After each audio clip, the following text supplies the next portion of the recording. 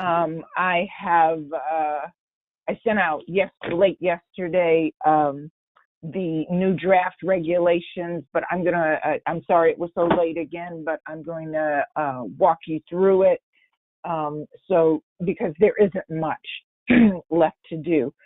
Right off the bat, I want to acknowledge that in section 309(1), I was supposed to make corrections, and I'm going to give them to you now. I have put them in since. Board approved course.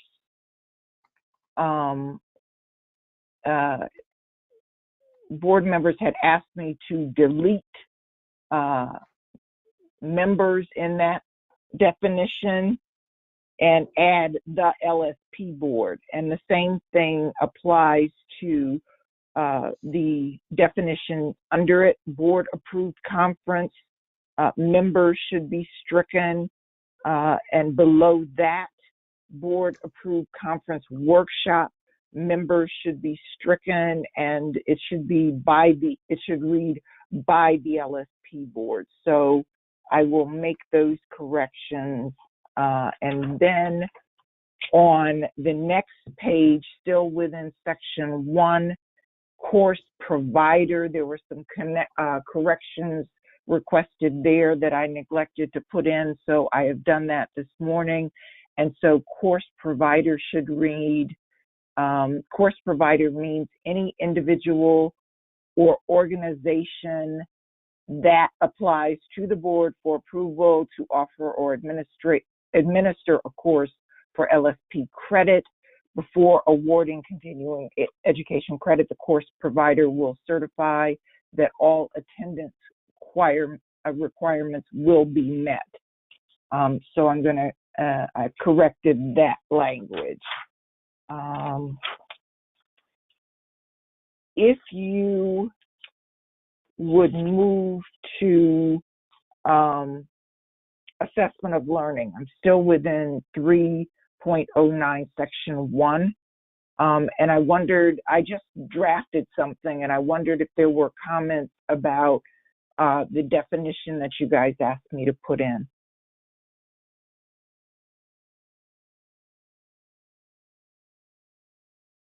Okay, I did have a question about whether or not the percentage rate should be 70% or 80%.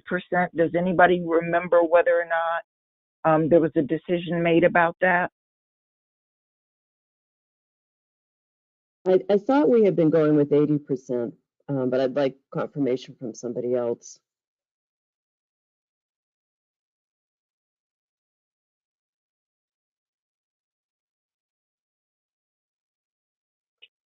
Okay. I thought, yeah, Deb, I thought it was 80% too, but in prior drafts, we had 70%, so I wasn't sure how that last part of it should read. Okay, thanks. Nobody has an opinion. I'm going to put it at 80% and just highlight it so that we'll discuss it with the larger body. Because this is going to come up in continuing ed too. Okay, so I'm going to change that to 80%. And looking at the next highlighted section is section 7. I added an A and a B there.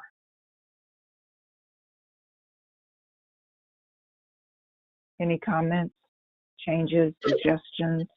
So in A, I think it has to be a certain number of questions per hour of the course. So if it's like 2 questions per hour, a minimum of 2 questions per hour. Well, instead of the 8 or 10 polling questions. Right, because if it's a 1-hour course, there's not going to be 8 to 10. It would be, you know, I'm just using an example, 2 per hour. So for a 4-hour course, for an example, it would be 8 to 10 if we're asking for a minimum of 2 questions Mhm. per hour. So I think it has to be a rate per hour of the Okay. course. I think that's right, Deb. I think that's a good suggestion. So it should be, and what's your suggestion per hour? 2 questions per hour? Or two questions for every hour of attendance? Sure, that would be fine. Okay. And just Okay. Require.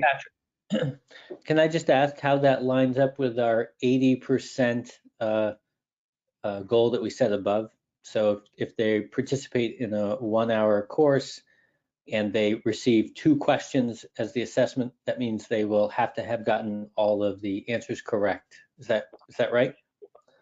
Well, no, because they're 2 different things. The assessment of learning is only for on demand, Okay. and the polling questions are only for the live webinar. Okay. So we want the assessment of learning, which if you look there, I've added, and we can tweak the language, of course, that occurs at the end of instruction. So it's the final exam, and they have to pass by 80% for on demand. And for live webinar, it's different. It's the polling questions, and Deb has suggested 2 questions for every hour of attendance. And we'll get a chance to review this because now that if we get through it today, I'm going to bring it to the larger body. So it will, the final, without formatting, will be presented at the next board meeting if we get through everything.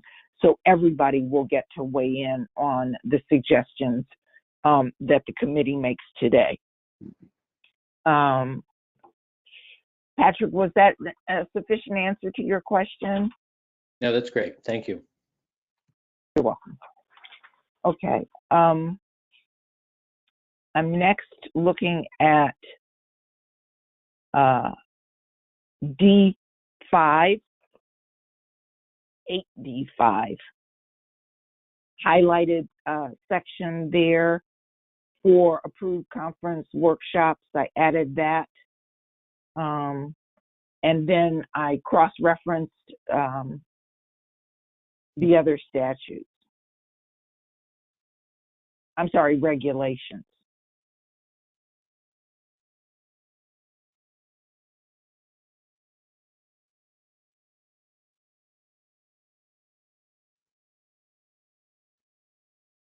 Okay.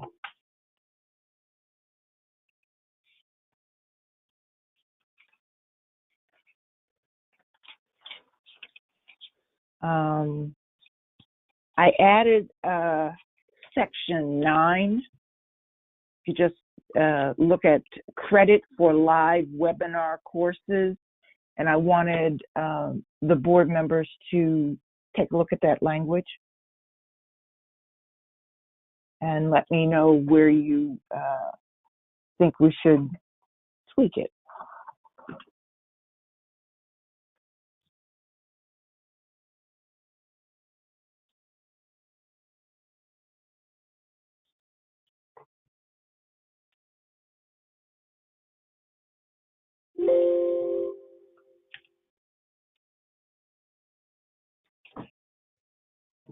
No comments on section 9?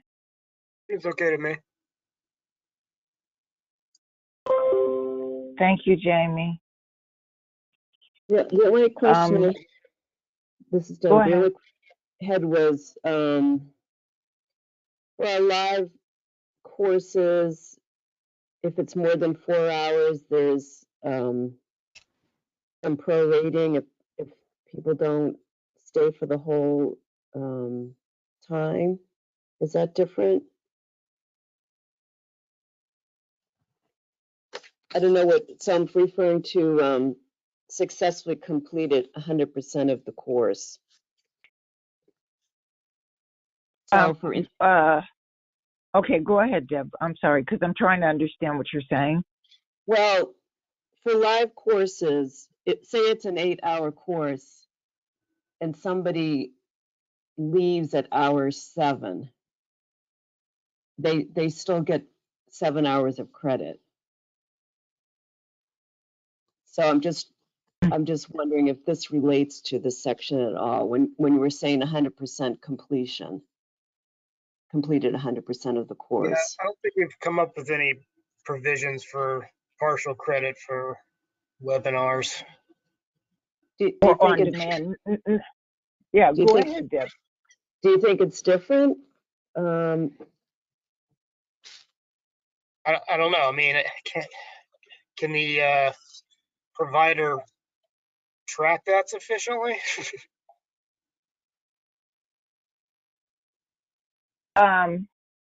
The other thing is, well, they would track it by the polling question. So if someone left early, then they would have only answered maybe, if we've already said we're going to go for 2 polling questions per hour for the live webinar. For every hour of attendance, there should be 2 polling questions. So if someone leaves after 2 hours, they should have answered 4 polling questions.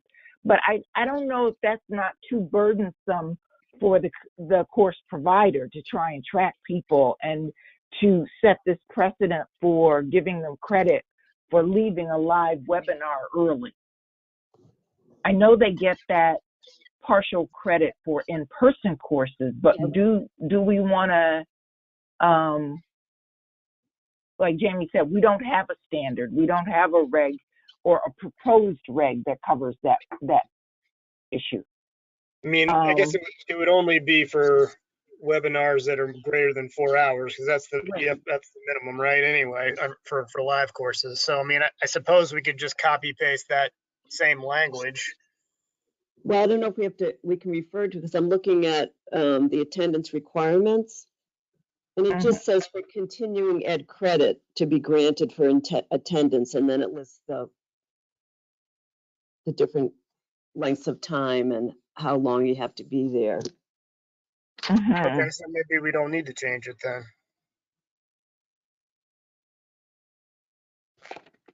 Yeah, go ahead, Deb. It's just a thought. I hadn't thought about it before now, but just saying completed 100% of the course, I'm not sure that that's right. Because like James, the longer courses, you don't actually have to be there 100% of the time to get some credit. Okay, so we will pose this question to the larger body. There's no regulation for webinars or on-demand courses regarding the 100% completion rate. Well, okay. I guess one proposal would be successfully completed the course in accordance with attendance requirements in 7. I'd have to look at this citation, but it's probably not 7 anymore.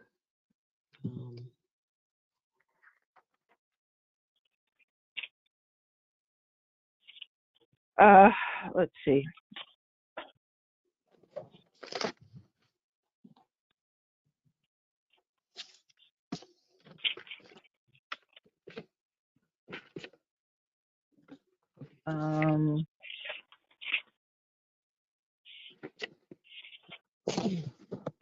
Yeah, so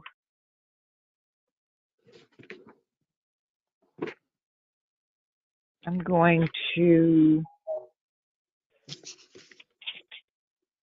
I'll have to look up attendance. I'm just going to flag this for further discussion. And Deb, you say we can track, I want to include all the proposals. Deb, you're saying that we can track the attendance requirement language? I think so. If we, I mean, again, just if people feel like that's appropriate, and to Jamie's point, is it possible? But I think you're right. If say the last hour they don't answer the, say the two polling questions, they wouldn't get the credit for that. I'm not sure about the logistics of tracking. Yeah, and yep, and so that's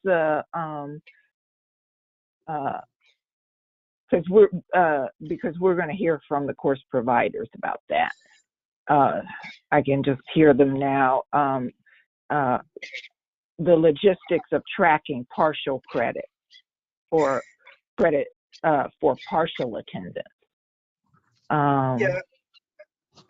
If we just ahead, did it by the Jamie. poll questions, like you suggested, like that seems like it would be doable. And that would only be for live webinars. I mean, it doesn't make any sense to have that standard for on demand because, you're taking it at your own leisure. So there's no excuse for not completing the 100% of the course. But other than if you I are, think, yeah.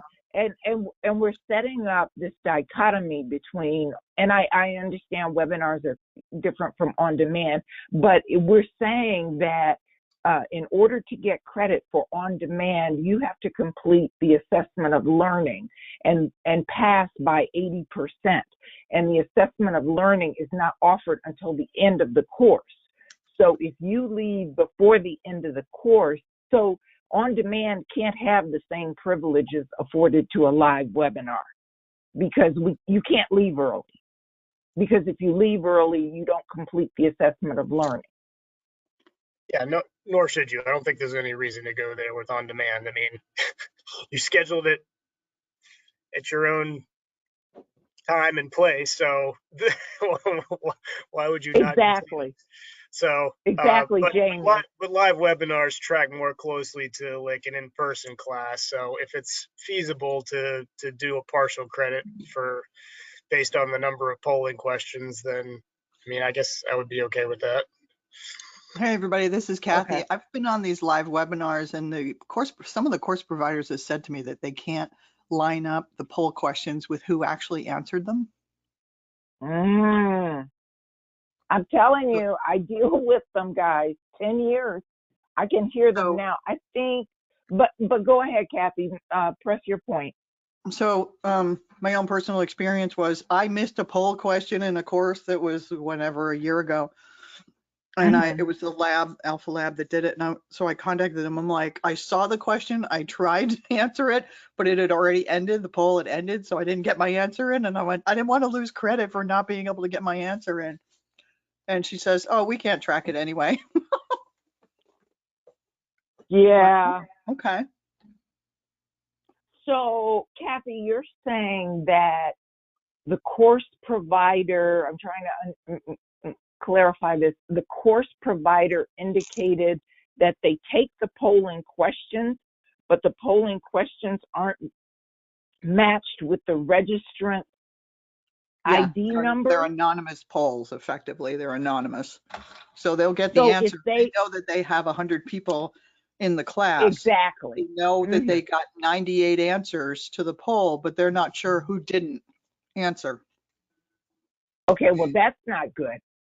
Because what we require the course providers to do is certify that each so Deb, what you've done is identified kind of a black hole in this matter, because what we're getting in real time from Kathy, thank you, Kathy, for attending the course, is that we've got an admission from the providers that they're not able to track this, or that they're not tracking it. They may not, that particular provider may not, but I'm pretty sure that the software exists to do so, Yeah, I've taken live webinars where they know exactly that I'm answering the question, and it I'm pretty sure the LSPA has that sorted out.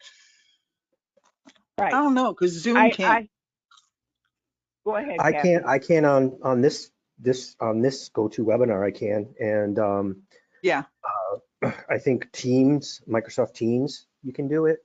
So there are platforms, and they have some. I mean, the state of Massachusetts, our on-demand courses and live webinar courses track our answers because we actually have to pass, the different courses we have to take each year. Mm-hmm. I know, but we're on a state server, so it's different for Alpha Analytical or wherever Kathy took this course. Yeah. No, I know, but even my 8-hour refresher for HasWhopper training, which it's a third party, it's a third party system. I know. I've taken it. Yep. Yeah, but you're just one person logging in, so they can track it. But if they have 100 people logging in, Zoom can't track individual people. Right. But what I'm saying is, there are some platforms that you can track it. Yeah, I think the bottom line is we're telling people if they want to offer webinars, they got to be able to do this. So if Alpha is not doing it with their current system and they want to do live webinars, they're going to have to use a different platform. Yeah. Right. And I think that they didn't. This has, but you know what? This is something we've only been doing consistently for the past 2 years. So there are bugs in the system, but Kathy, that was very telling because but I think there's I think there's a lot of Go bugs ahead. in trying to micromanage every possibility for the next 20 years as things evolve. I don't know if we want to do that. Or maybe we can offer them the option of either poll questions or an assessment of learning afterwards that the person has to submit. That would be so much easier. Just like have a list of 10 questions that once you're done, you're directed to go to this link and click there and answer the 10 questions and submit it. And then they know that you submitted it and they can issue you your certificate. But I think the polling questions is not necessarily going to ever continue in our technology future. Okay. So this is a larger debate because I'm just taking some notes on what Kathy just said. A future technology. Okay. That would mean rewriting all the regs. I believe that if the members make that decision to switch, and as Kathy has suggested, make the assessment for everything for both forms of courses, the on-demand and live. I think that's the debate. I think so, and I think there's been a conversation about not trusting that people are actually paying attention during the class. And that can kind of be true for every license in every state that requires continuing education. So I'm not sure that we can really hold people's feet to the fire. If they know the information enough that they can answer the 10 polling questions or the 10 assessment of learning questions at the end of the class, then isn't that enough? Well, that throws out partial credit for webinars then, because that means they would have to attend 100%, right? Yeah. Yep. Yeah, that's what I'm saying. That would mean rewriting all the work we've done so far. I think I'm sure I would be able to cut and paste, but we have to reach some final point on this. So I have taken notes on what everyone has said. Hopefully I got it right. And this will be for discussion at the board meeting. If we can where are we on time? Good. Let's look at section 12. The only thing that changed there was the numeric, because we added section 9, and so I renumbered everything. So instead of 11 subparts, there are now 12. Is section 12 okay? Yeah. It's highlighted. That's all it did was renumber. It's fine. Yep. Okay. All right. Thank you very much. This concludes our regulations meeting. I will make the changes And the next time you see this will be at the board meeting. We won't have a regs committee meeting in March. I'll get this ready for presentation to the board. I'll just clean it up. And then, Jamie, you joined us a little late. Do you remember whether or not we confirmed 70, and Kathy, 70% or 80% for the assessment of learning? If you look at definitions, I was asked to draft something, and I can't remember. Yeah, I think we were at 70, and some people brought up that it should be 80, but I don't know if we ever came to an agreement on that. I looked maybe, up some of the engineering stuff, and it's all 70. Okay. All right. I'm going to leave that for the larger debate. So we have two areas that we are debating. Otherwise, this is in pretty much final form or form to be reviewed by the full body. The two areas of debate are the 70% versus 80%. Deb has raised the issue of the rate of polling questions per hour. And then, of course, the section that we just reviewed, section 9.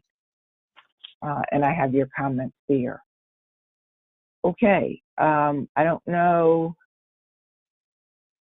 Hopefully, David will join us by within the next minute or so, but we don't have a quorum, I don't think, on the line, do we?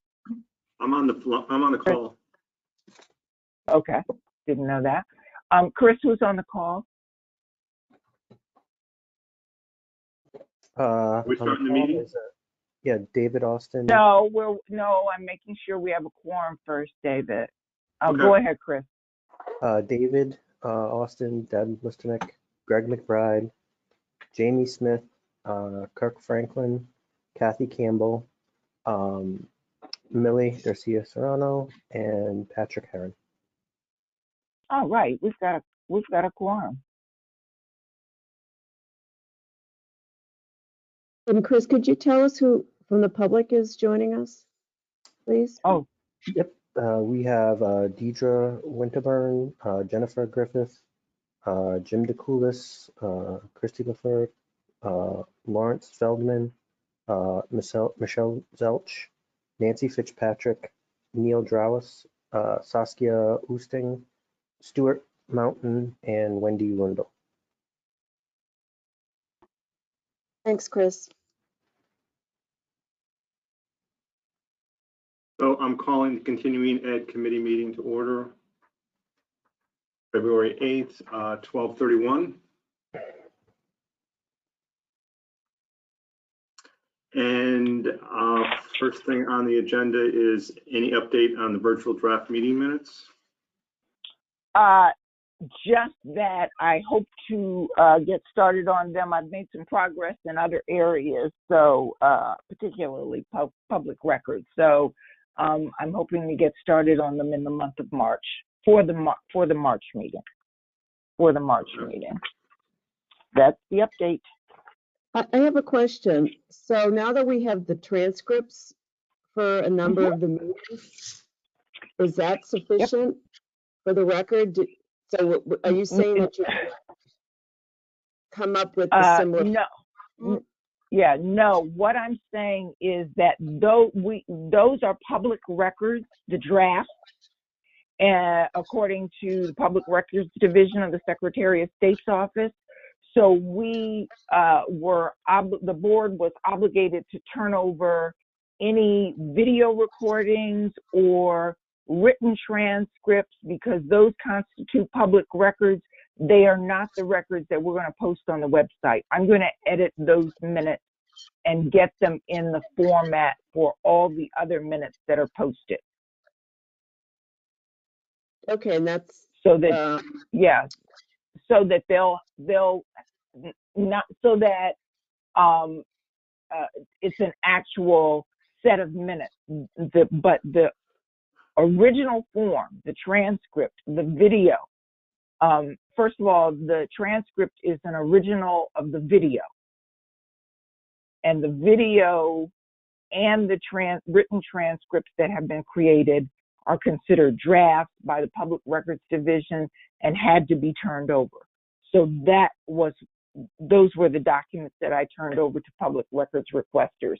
But in terms of posting on the website, no, I'm going to rewrite those minutes and limit them to the form, put them in the format of all the other minutes.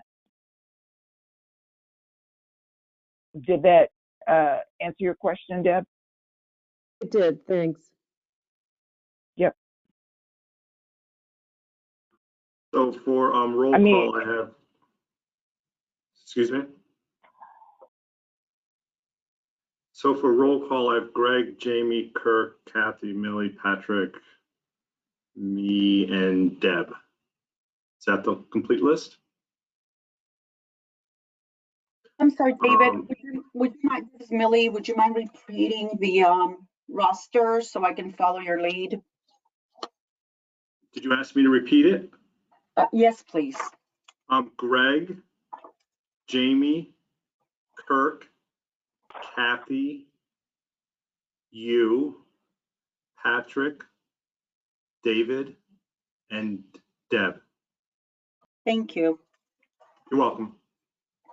And Greg. Greg's the first on the list. Okay. Thank you. Okay, for a total of 8 members. Yes, including you. Thank you. Yep. So under old business, we had gotten back to Enviro workshops with our requests for how to redo their course requests. I assume we haven't heard from them. No, because I have some questions and I need some guidance, which is why I have listed the approval for continuing ed courses. David sent an email to me, which should have been part of the packet, regarding the requirements. And I had a question about that.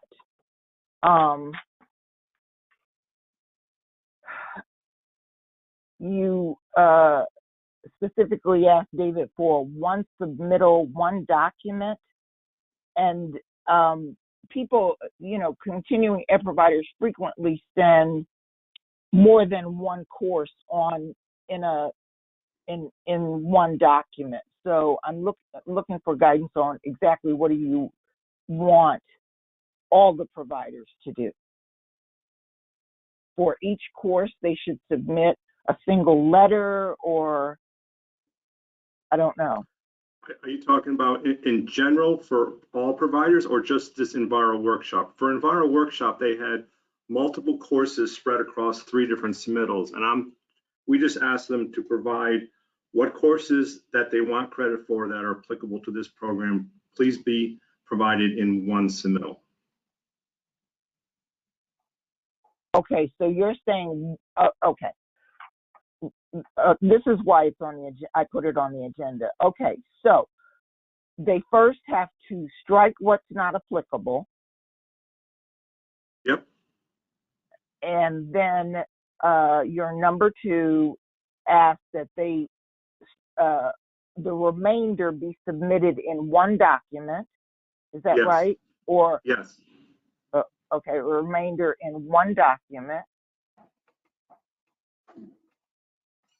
And you want more information on the assessment of learning for each of those remaining courses. Is that right? Correct. I'm looking at number Yes. 3. Okay.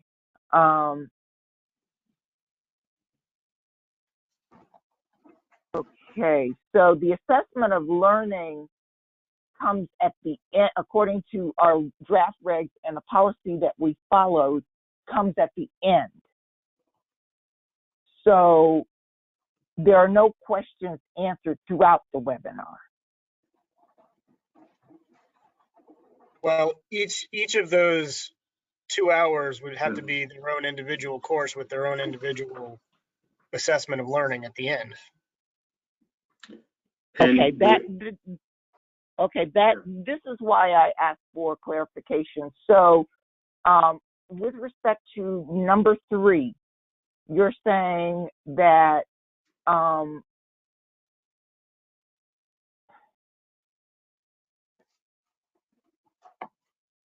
we should set the passing score, which is either 70% or 80%.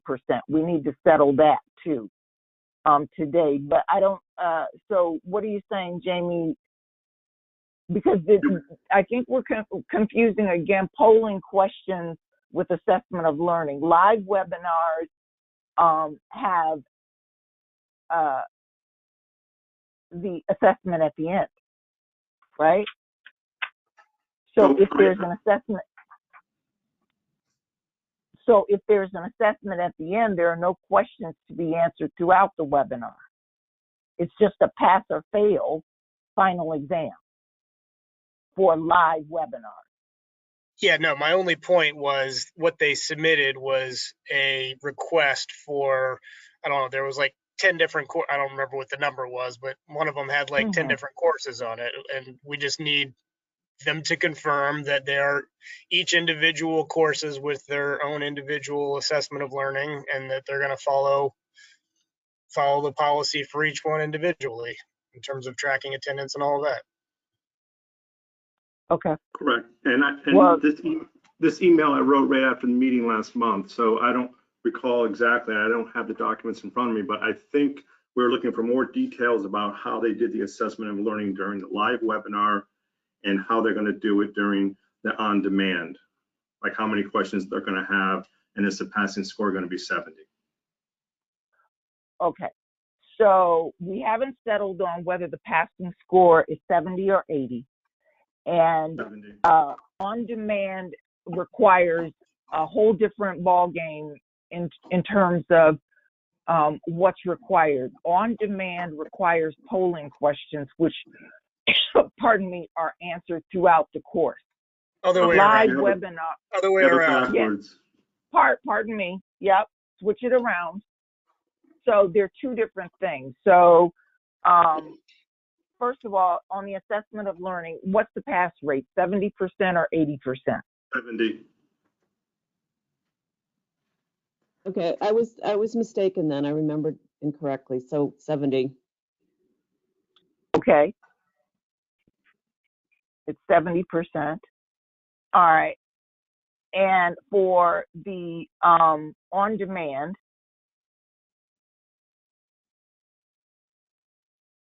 The on-demand was to have an assessment of learning with a passing grade of 70. The live webinar, from what I recall, it was kind of vague on how they kept track of people, and we were looking for details on that. So, you've put me on the spot here. I don't recall the details that we were looking to have clarified. I'd have to go back and look at their request in my email and what I wrote to you. okay, well, I had the email should have been part of your packet. Chris, do you have David's email there? I mean, and these are from 2 years ago, so let's just kick it to the next month if we need to, instead of spinning our wheels here. Let me see. Would it have been an email from David, or? It was an attachment to one of the emails or one of the attachments to the email that was sent. Yeah, it was part of the packet. Okay. Yeah, there's so many files, Beverly, that I was just looking for it and I couldn't find the email either, but I looked at it. Yeah, so it was an email dated 2/3/2022 to Chris. I have the email. Board. Yep. So relative to item 3. Okay, so if you want to table these again and review them next month, we can do that, David. If you want to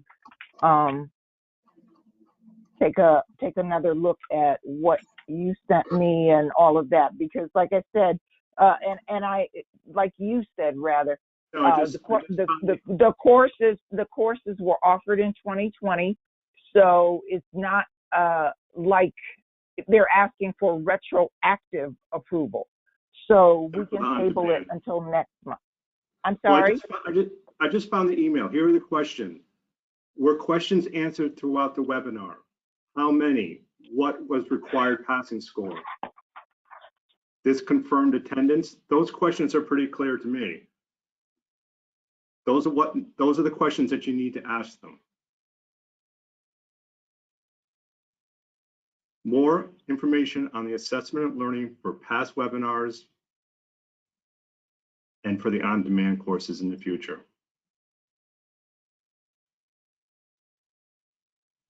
Okay. In fact, actually, I'm sorry, item 3 was only for the webinars. And then my 4th question was pretty much the same question for on-demand courses. How many questions will there be? What is the passing score? Those are the types of things they need to provide in their request for the course, which we get from other providers.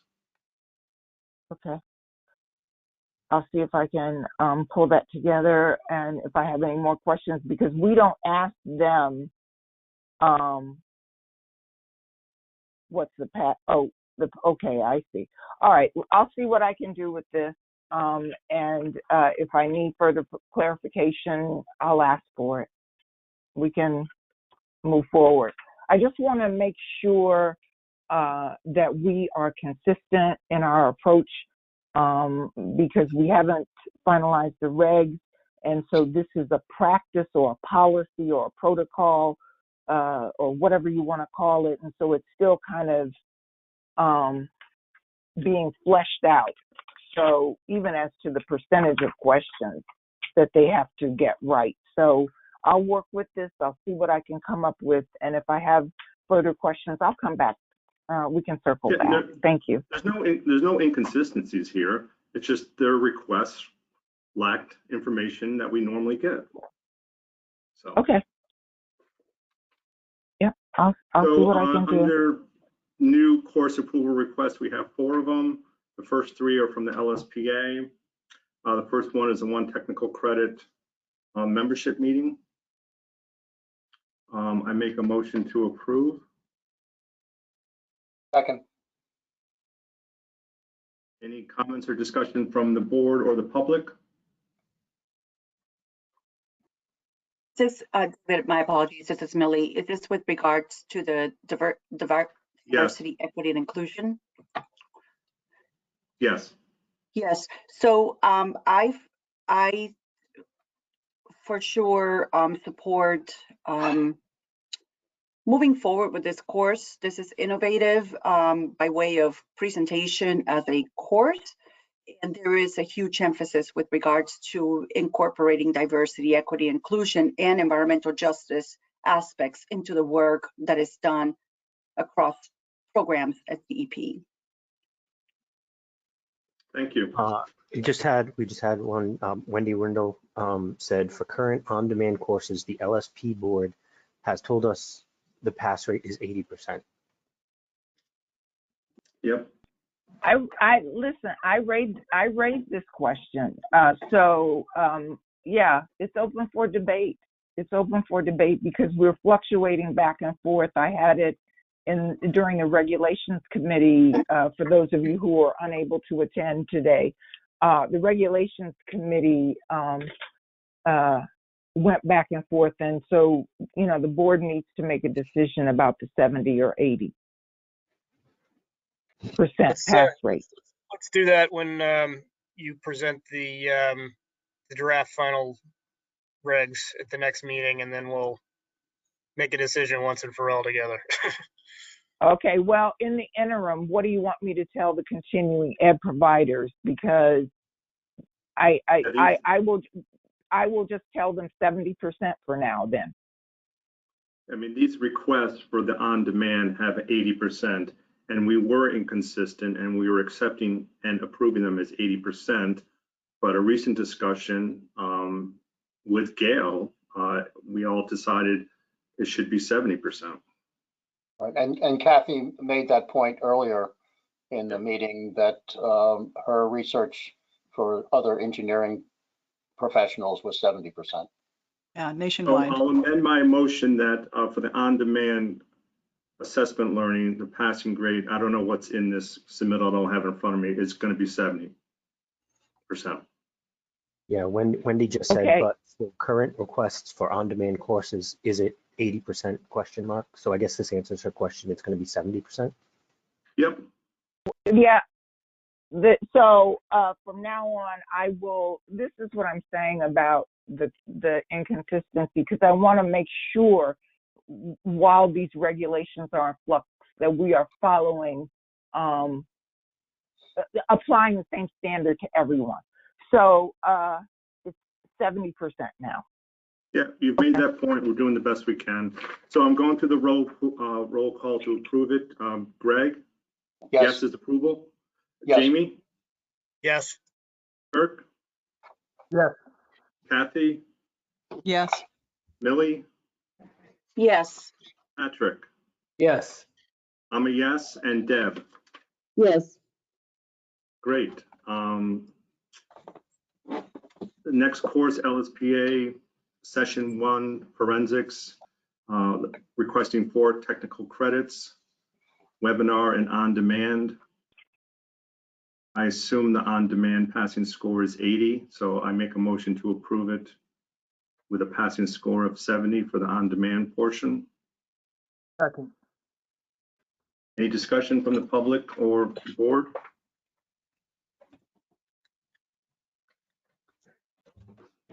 I'll go through the roll call. A yes is approving it. Greg? Yes. Jamie? Yes. Kirk? Yes. Kathy? Yes. Millie? Yes. Patrick? Yes. I'm a yes. And Deb? Yes. And then session Can 2. Can I just raise a question about the 70% versus 80%? I hate to beat a dead horse, but that's less than 75%. So if the assessment of learning is less than 75, less than 3/4 of the questions were answered correctly, I mean, 70% is what, a C or a C minus? So I just want the board to be aware of that. We can, of course, debate that when it comes to the larger body. And for now, I'll leave it at 70%, but I do think 70% is a low pass rate. Okay. Sorry, Okay. David. Yep. Mhm. No On problem. to Thanks number for that 3. note. So session 2, make a motion to approve with the passing rate being adjusted for the on-demand portion. Second. Second. Any discussion from the board or the public? I'll go through the roll call. A yes is approval. Greg? Yes. Jamie? Yes. Kirk? Yes. Kathy? Yes. Millie? Yes. Patrick? Yes. I'm a yes. And Deb? Yes. And then the last one is a person who took a college course last fall requesting 6 technical credits. Motion to approve. Second. Any discussion from the board or the public?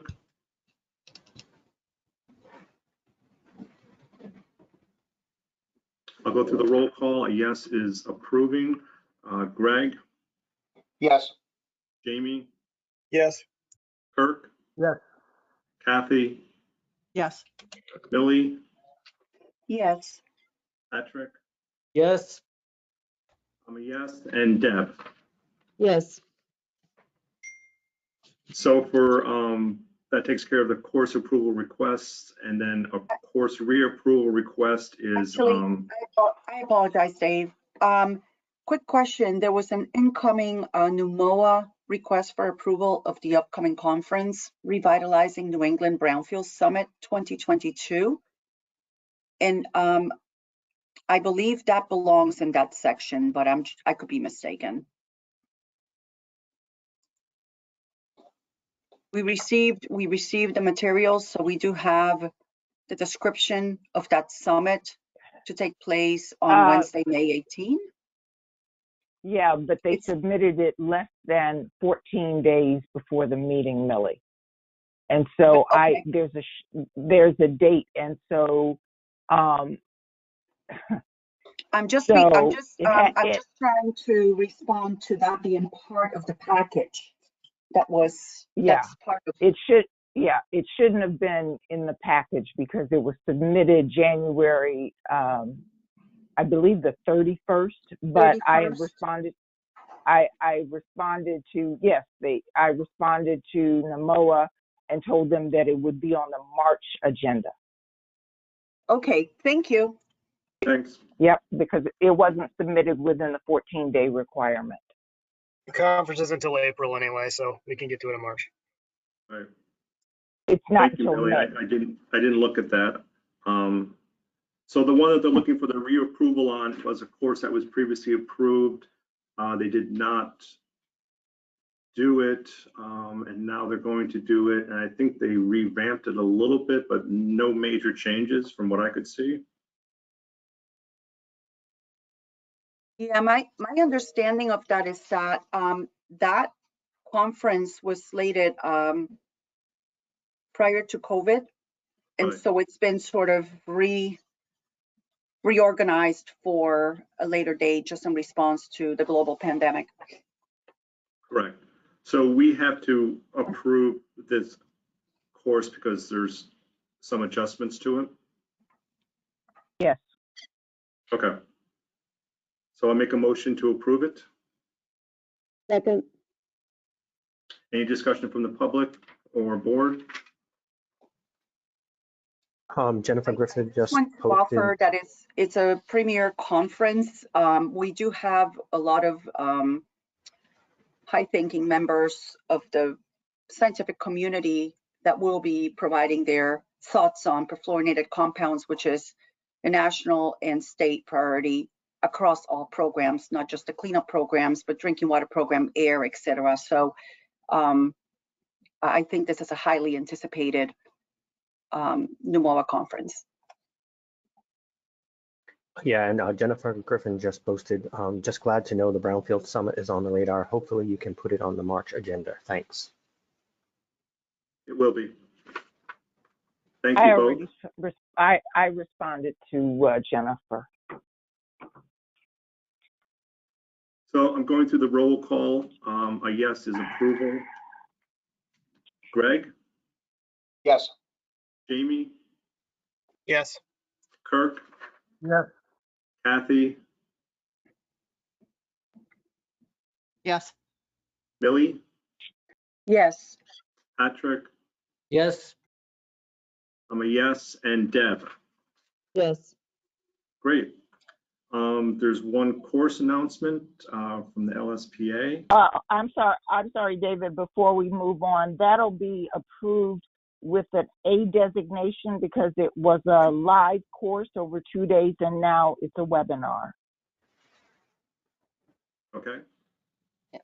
And Dave, I just want to note that I just joined, but I couldn't vote on the last one because I didn't hear what you were voting on.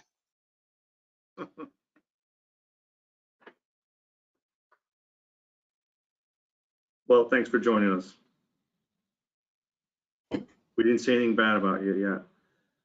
Yeah, okay. Well, yeah, wait till I'm there. It's fine. Like I said, there's one course announcement, and I think that's it. The next meeting will be March 8th, virtual. I have one announcement. I am working to update the course list on the website. I last updated it through August of 2021. And so I have September through January 2022 to add the list of courses. So I'm working on having the website, and it'll be up to date by the March meeting. Great, thank you. So I'm ending the continuing ed meeting at 12:58.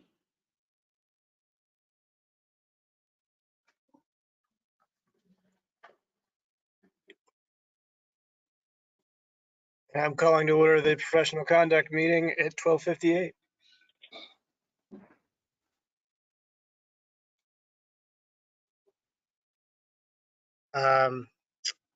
Assume the answer is the same for the draft meeting minutes, work in progress. Yes, it's Okay. a work in progress, but I should be making some progress by the next March meeting. I'm putting a lot of stock in the next meeting. Any old business?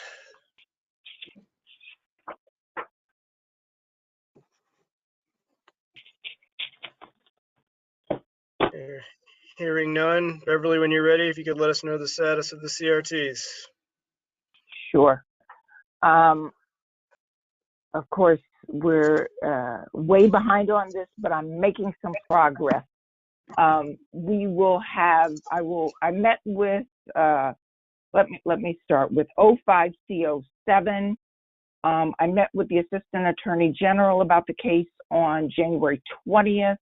So I will schedule an executive session meeting so we can talk about legal strategy on that case before the next board meeting.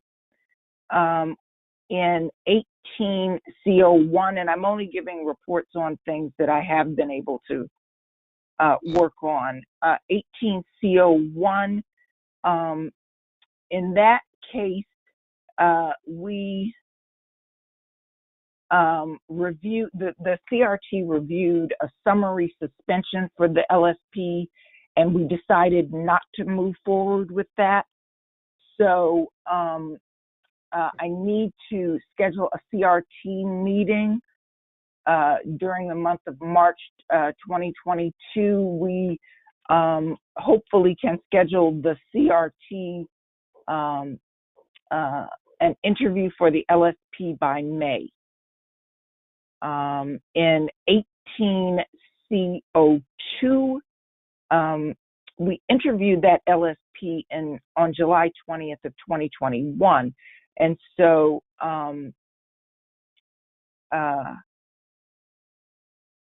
want to have the CRT report presented at the April 2022 meeting. In 20C01, I have completed all the interviews and I am working on a report to present to the board on March 2022.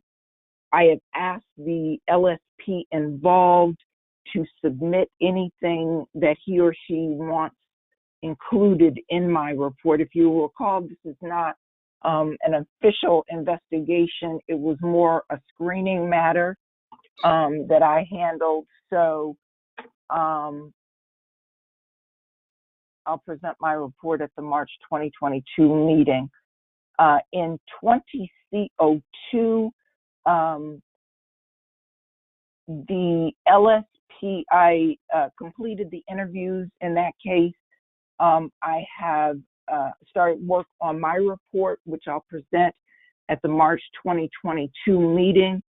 I requested statements from that LSP in 20C02, and he or she has requested a copy of the interview. So I know, the meeting was recorded. I'll have to see, dig up the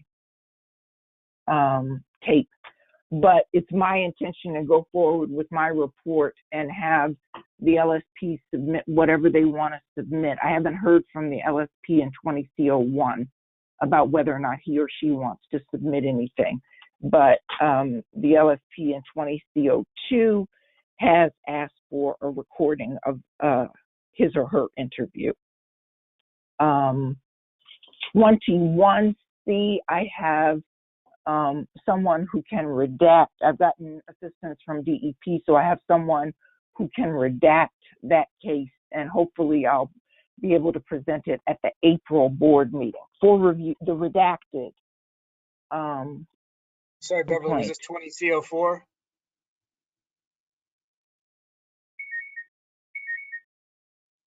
No, that's 20 CO1. I don't have a report on 20 CO4. I don't have a report on 08C 12C4.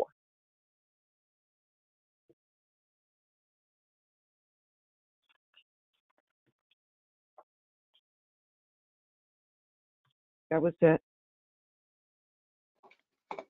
Okay, thank you. Is there any new business?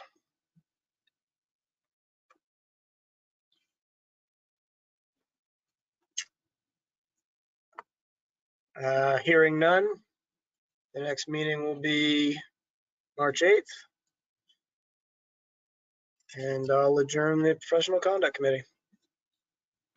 104.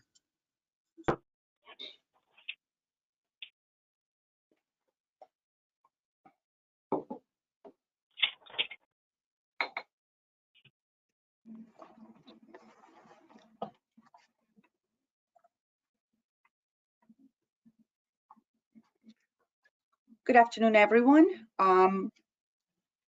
Beverly, are you ready? And is everybody ready?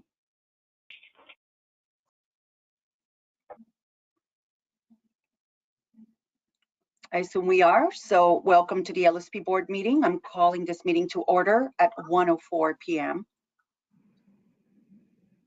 With regards to announcements, I do not have any announcements at this time, but I'm wondering if anybody has any announcements that they wish to share with the board and members of the public.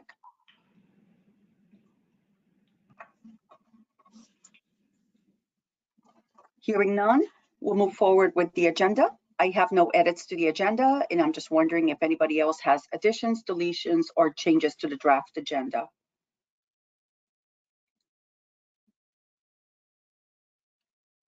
Hearing none, we will adopt this draft agenda as final. Virtual draft meeting minutes, we have heard from Beverly, and we'd like to know if there's anything else to be added specific to the board meeting minutes. I just had a note from Jim DeCoulis. Pursuant to General Law, Chapter 30A, Section 20F, I hereby notify the chair of the LSP board that I am making a video recording of this public meeting.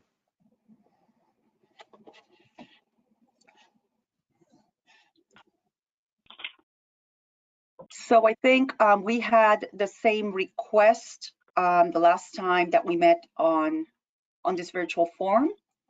And I believe that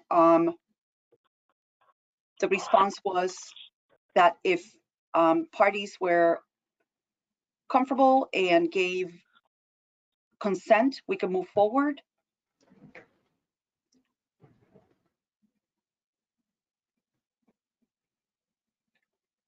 Actually, Millie, I think Beverly clarified the response in a later email.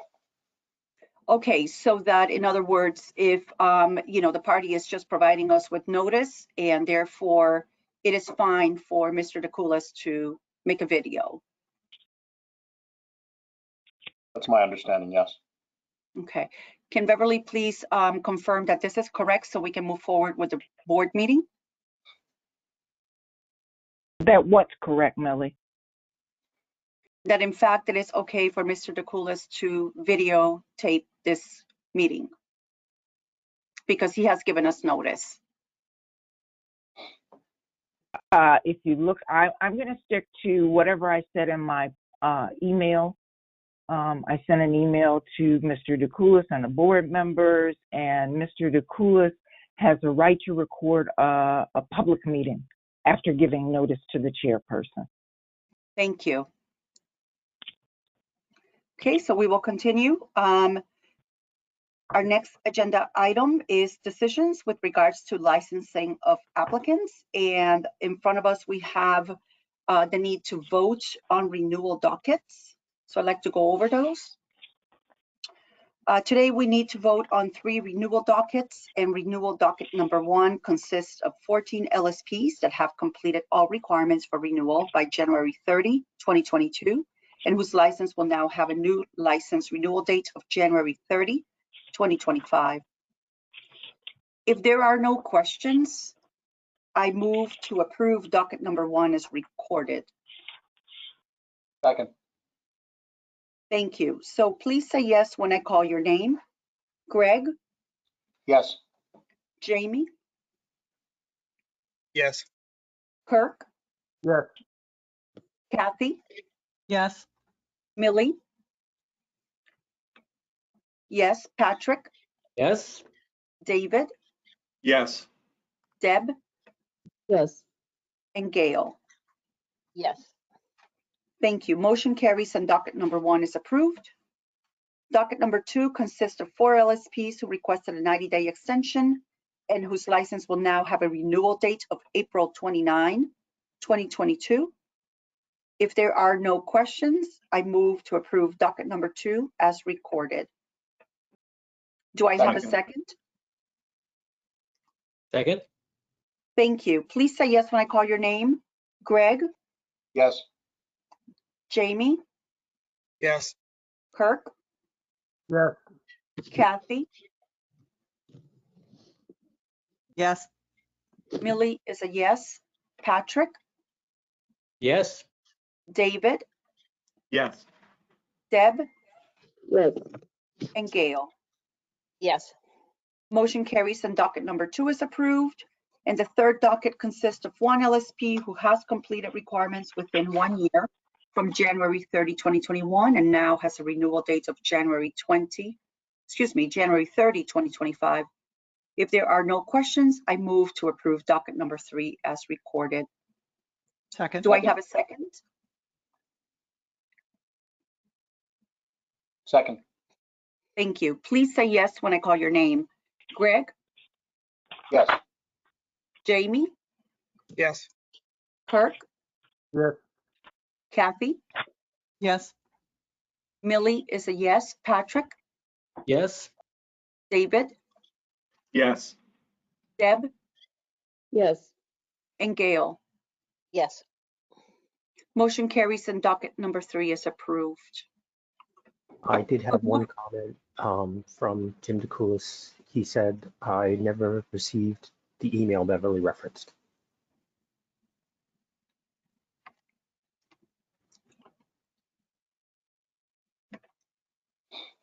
Okay.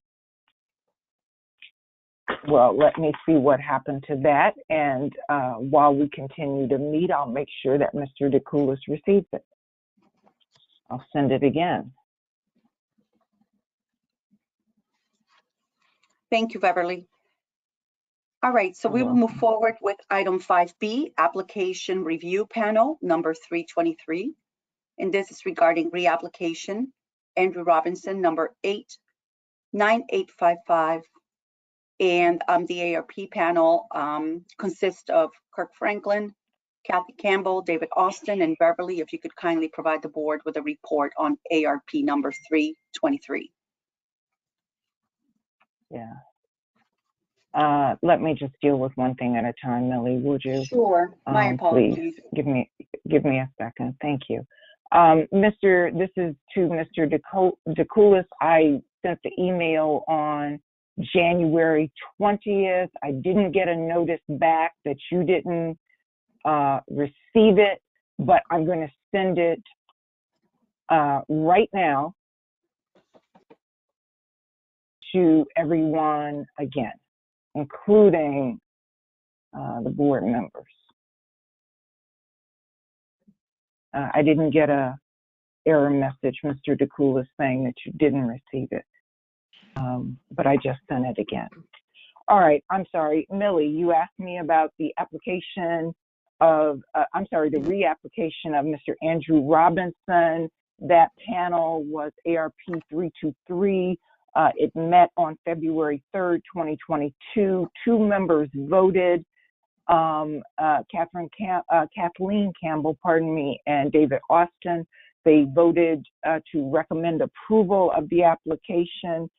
This is an applicant who previously applied, was approved, and did not sit for the exam within the regulatory 2 years. The panel members agreed that Mr. Robinson's references were very strong, that he had a breadth of experience and worked on a number of different types of projects. So, the panel approved it. Okay, so thank you. Any comments or questions?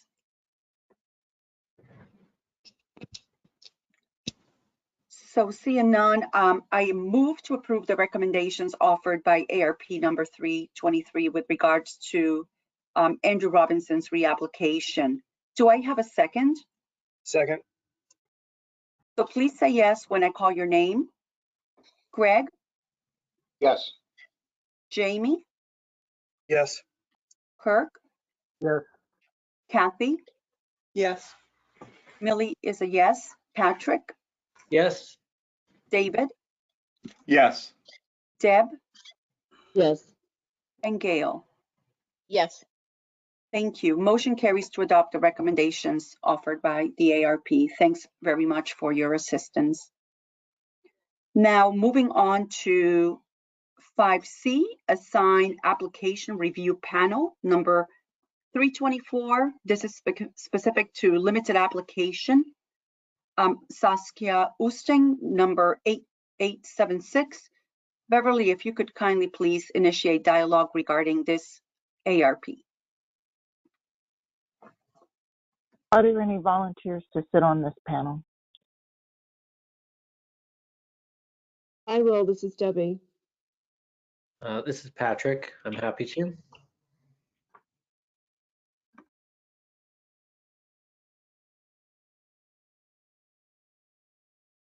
If you need a I'm third sorry, one,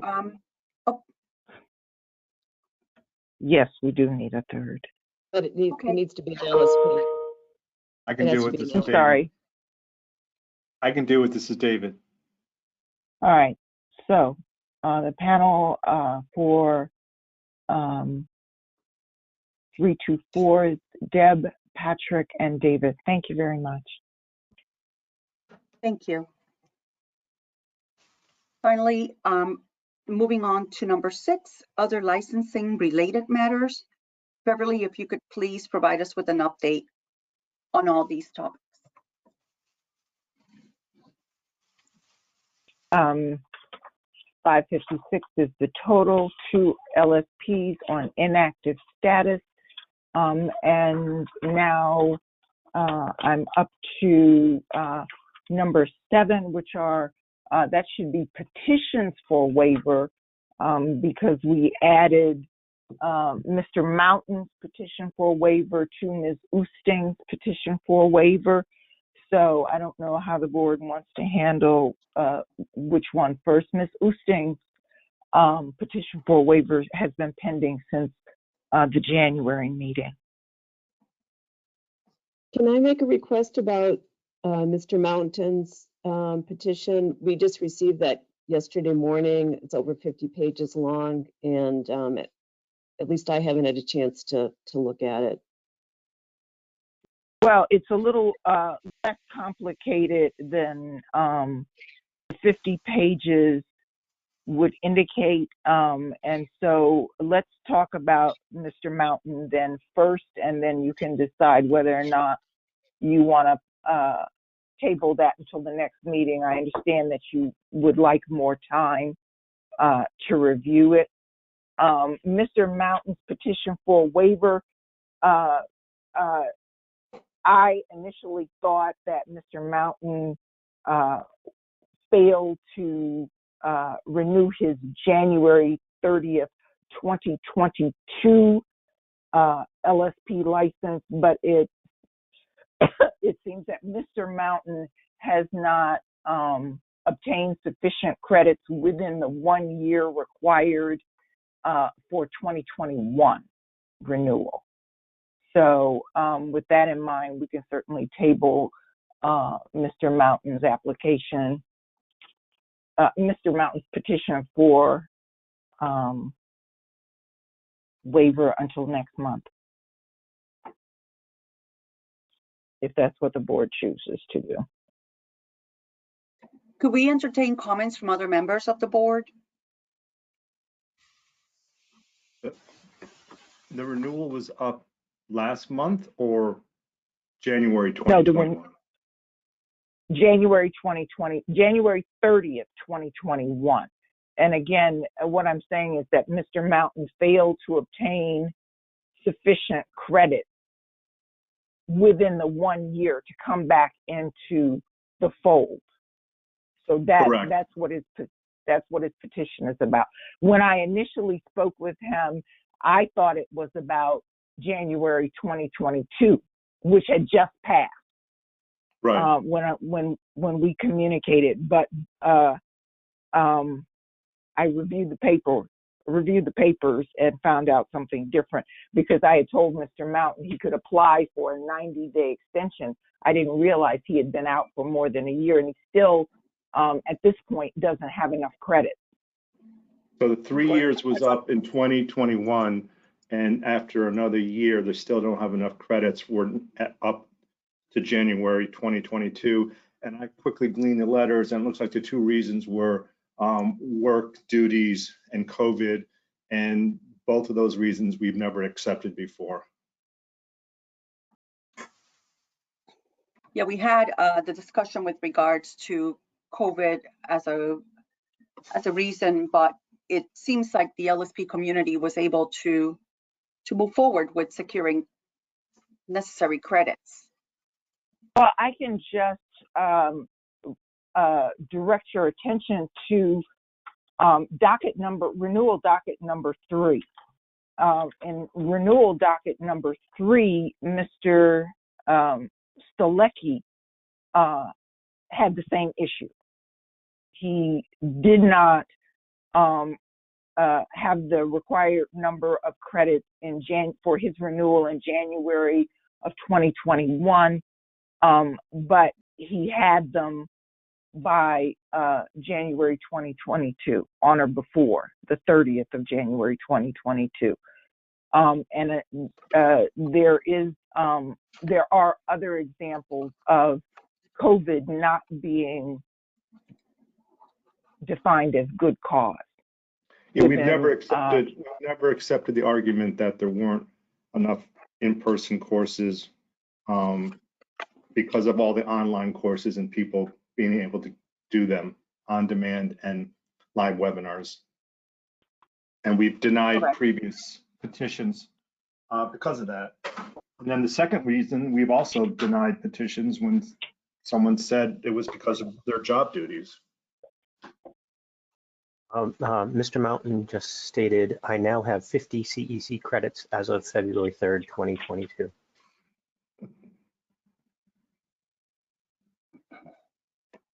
So what's being discussed is sort of a snapshot in time. Is that with regard to failure to renew the license based on the work duties and COVID argument that the LSP put forth?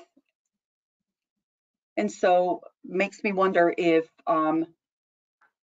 being able to now secure these credits, it's outside the time frame that would be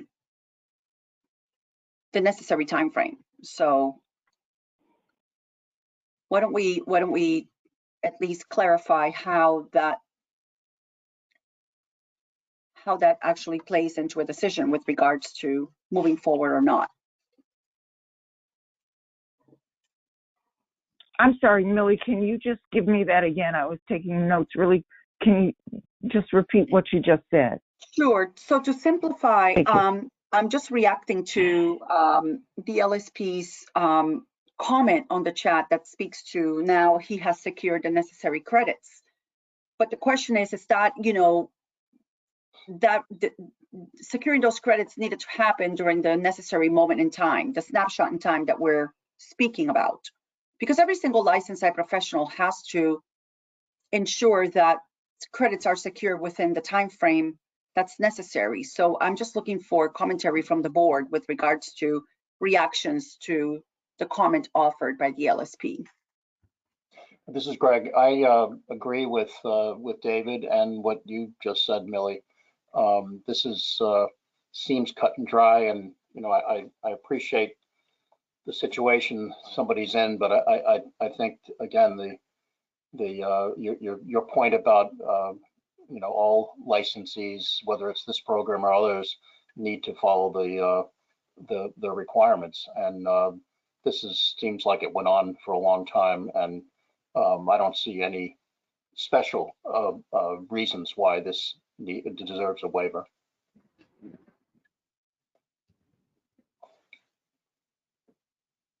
Any other comments? And seems to me that resolution is through motion, correct?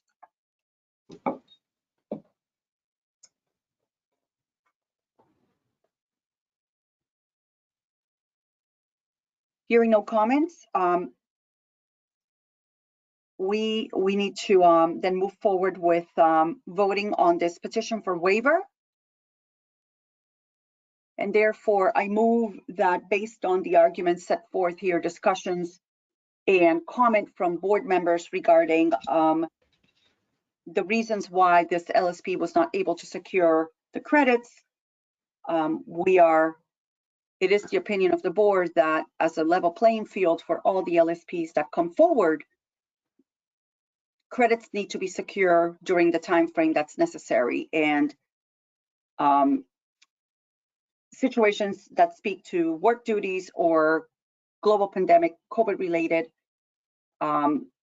do not resonate with regards to how the past practice and the regulations that need to be followed. There's just the waiver process is not going to work here, unfortunately. Mr. Mountain just commented, I would ask the board read my letter prior to making this decision. Is there anything material that's changed? I think, the work duties and COVID, I think that's what we understood as the two reasons that were articulated. Well, one board member wanted to spend time reviewing it. So I guess we can vote on it and look at it again next month. I don't know if there's going to be a change, but in the spirit of making sure everyone's reviewed it, since we just got it yesterday, I don't see a problem with waiting another month. I agree. Thank I'll you. make a motion to table it. I'll Yep, second that. Okay, so let's go ahead and move forward with the voting, and this is to stay this decision. Greg? Yes. Jamie? Yes. Kirk? Yes, to table it. Yes, thank you. Kathy? Yes. Millie? Yes, to table. Patrick? Yes. David? Yes. Deb? Yes. And Gail? Yes. Motion carries to table this petition for waiver. Very well, and I think the next item for discussion today, I believe, is Ms. Saskia Oosting. Is that correct? Yes. Okay. So Beverly, if you don't mind introducing the topic, so we can be sure that we are presented with the facts as you see them. You've seen all the paperwork that the board had. It was passed along to you as well as Ms. Oosting. Ms. Oosting may want to address whether or not there's been any further relevant evidence that she wants to present. Your packet included her past petition. It was tabled last month because members wanted to review it. So that's where we stand. Ms. Oosting, the board voted to revoke her LSP license based on unpaid annual fees and the regulations at 3.05, pardon me.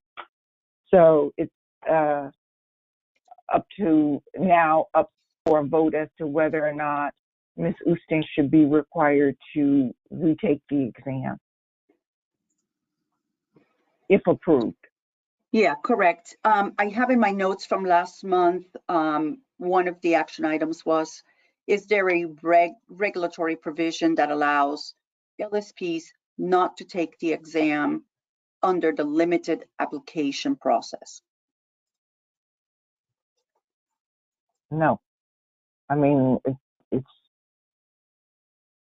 would have been carved out, I guess, as an exception, but there's nothing there that indicates that a limited application, and if you're applying to sit for the exam, if you're required rather to apply to sit for the exam, and I think that we're trying to read these regulations in conjunction with one another so that they make and this is statutory construction. I get that this information is not fully available to everybody, but it's common sense that all the regulations should comport with one another. And so it's inconsistent to say that someone must reapply and then that same applicant does not have to sit for the exam. So what I think Ms. Oosting, and I'm sure we're going to give her time to comment, but I don't see how you can tell an applicant that they must apply, but then they don't have to sit for the exam when the regulation requires unpaid, the consequence of not paying your annual fee is that you have your license revoked and that you have to reapply and sit for the exam. Ms. Oosting just said, please note that I am petitioning for a waiver one of two ways. One, waiver from sitting for the exam as I have complied with the regulations in the board's November 2021 letter by filing a limited application and paying a $325 fee.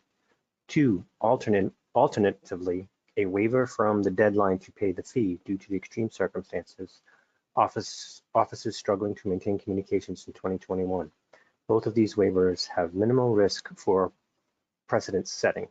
The situation was not due to anything related to my performance or any discipline related thereto. So it sounds like the first pathway that Ms. Oosting is looking for resolution of this matter speaks to the very thing that we were just talking about now, correct? So waiver for sitting out from the exam, and I heard a conclusive no from Beverly as it pertains to the tieback with a rec provision that would allow the LSP not to take the exam under the limited application process. I want to make sure that that's consistent and that everybody is on the same page with regards to that pathway and how we are weighing in on it. Correct. That's why there's the petition for the waiver to take the exam. That's what's on the table. Well, now Ms. Oosting just asked for a waiver of the unpaid fee. I believe that was I think that the previous meeting, wasn't it, Beverly? And the Pardon board me? denied that. I believe that No, that was previously denied. Well, I'm just saying Ms. Oosting just made a statement. So she just presented two alternatives. Chris, can you just read back Ms. Oosting's Yes. submission? Thank you. She posted, please note that I am petitioning for a waiver one of two ways. One, a waiver from sitting for the exam as I have complied with the regulations in the board's November 2021 letter by filing a limited application and paying a $325 fee. 2, alternatively, a waiver from the deadline to pay the fee due to the extreme circumstances, offices struggling to maintain communications in 2021. Both of these waivers have minimal risk for setting precedent. The situation was not due to anything related to my performance or any discipline related thereto. The only point that I was trying to make was that I believe that the board has already denied the petition for waiver of fees. So while she's presenting both options now, one of them has already been denied, I believe. That's what I was asking for clarification, Beverly. I thought we tabled it. No, I understand what you were asking, Greg. I just wanted to make sure that we were hearing both of, because the second, Ms. Oosting's second request for a waiver is something different. And so, Greg, you're responding to that. It's not me. It's what Ms. Oosting is now making a second request in her petition. So, Greg, your response is that we already ruled and denied that the board members rather denied. I'm going from my memory. That's why I was asking for confirmation of that. No, you're right. Your memory is correct. Ms. Oosting just stated both of these requests were in my letters with much more background, including that I did not receive any of the notices. Chris, are you able to bring up some of the regulations? I don't have What enough regulation? regulations. No, Well, what regulation is it that you want, Deb? The issuance of notices, about what constitutes a notice. Okay, And I am looking at, that's receipt of notices, and that is 2.11. right. And so what that says, I'm at 2.11.2. Each Right. notice given by the board to a person shall be deemed to have been received by said person if given by certified mail to the person or the person's employee or agent at the last known address. Right. So Delivered. I'm sorry. So it's 210 and 211. 210 and 211. And So, 210 specifically says that the notice can be issued to the person's address last known to the board. That's 210(1)B. And it's deemed received under 211(1)B when it's mailed to the person's address last known to the board. I was bringing that up because I don't agree that she didn't receive any notices according to the regulations.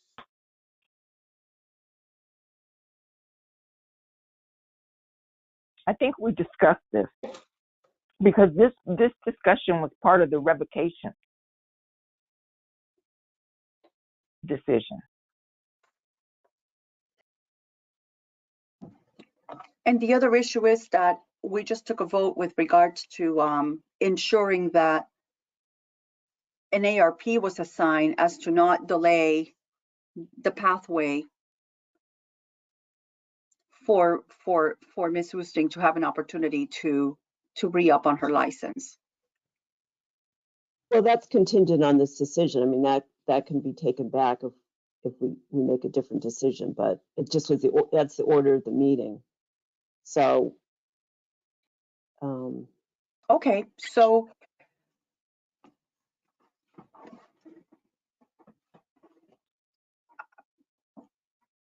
Okay, so Millie, I'm sorry, can I jump in here? So Ms. Oosting's license was revoked. It was revoked because of unpaid 2020 LSP annual fees. Ms. Oosting changed employers in May of 2020. The notices were, she did not notify the board of her change of address. She's admitted that in her past submissions. I'm just quoting the facts that are before the board presently. Based on the regulations 210 and 211, the board found that notices were mailed and received to Ms. Oosting's last known address to the board, which was, I believe, GEI, and Ms. Oosting has indicated that that was correct. I've produced the board records regarding the green card numbers, the tracking numbers, so we know that the documents were sent. And Ms. Oosting did not change her address with the board until I contacted her in October, I believe, of 2021.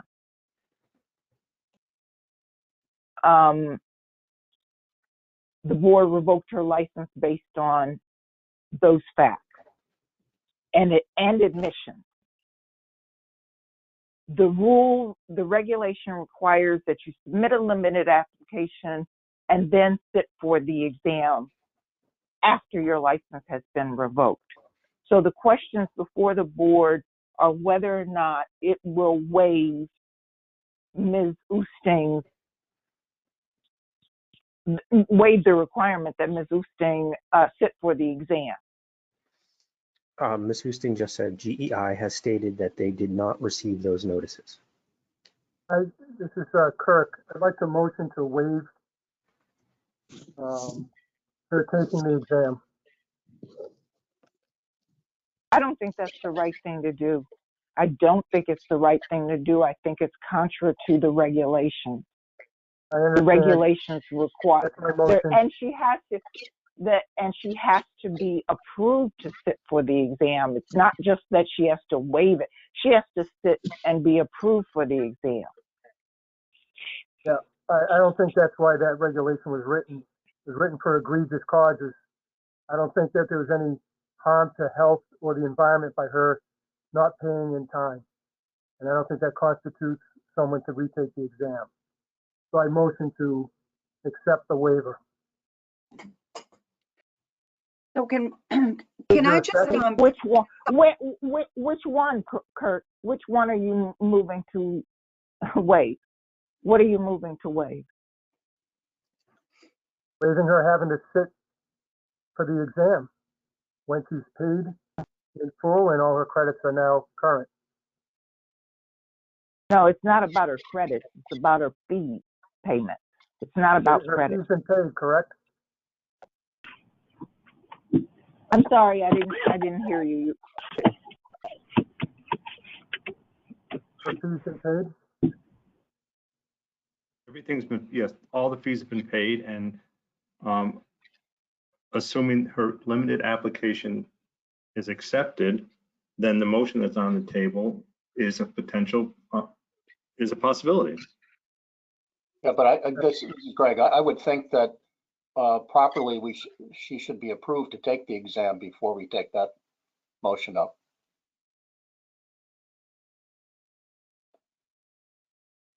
So I would let the ARP do its review, and if and when, and I assume that she will be approved, we can take up the matter that Kurt is raising now. Ms. Oosting stated, I have paid the 2021 fee in October of 2021. I think the challenge here is that we have the payment was over a year late. Right. Paying the fee in October of 2021 is contra to the regs. It has to be paid by March 1st. This fee was due March 1st of 2020. It wasn't paid until October of 2021. We're going down a road that we've traveled before, and Yep. I don't think it's relevant for us to even be discussing that. What's before us right now is a motion that Kurt has made to waive the taking the exam.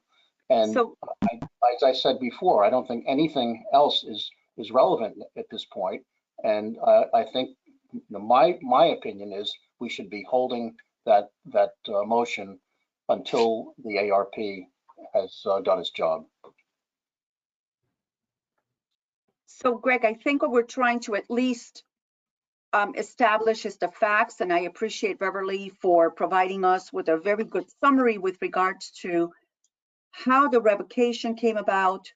And let's all not forget that this whole conversation started with 309 CMR 2.10 and 2.11. So what is contested, or I don't want to speak for Ms. Oosting, is that she did not receive the bill. But the board is ascertaining that the bill was issued, and then it points to 2.10 issuance of notices, and it speaks to our due diligence to issue bills at the person's address last known by the board. This is where it all started. Mm-hmm. So I just, at least we need to be conscientious and just understand that the facts are the facts, and how we, manage the motion. And I appreciate that. There's a backdrop of history here with discussions that have been going on for a while, and our decision will certainly be one that will be watched for future petitions to the board. So. But she's caught up on everything. She's been very transparent on what went down, including submitting the limited application. And what is on the table is the petition to exclude having to take the licensing exam, assuming her limited application is approved. Everything that's gone on before this is done. Okay, so I was trying again to close the loop here, reconcile. Yeah.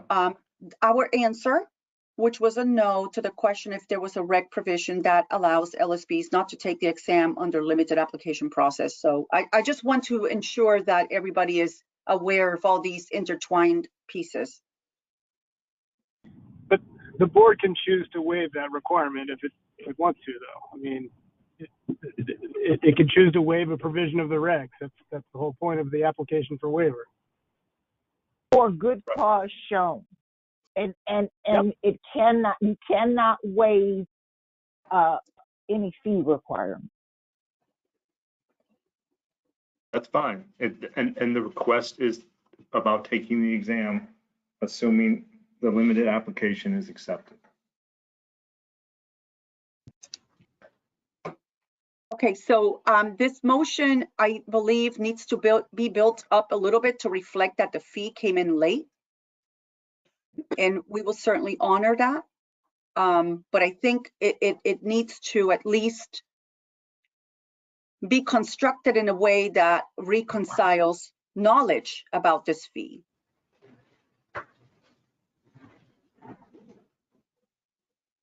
With all due respect, Millie, but that's not what's being discussed at this time. I mean, I appreciate the background and the discussions we've had both today and before about that. But what's the only thing that matters right now is a discussion as to whether we should be hearing or whether we should approve this waiver request, a specific one. Okay, so can Kirk or someone please restate the motion? Motion to approve the waiver request. The sitting for the exam. After proof of payment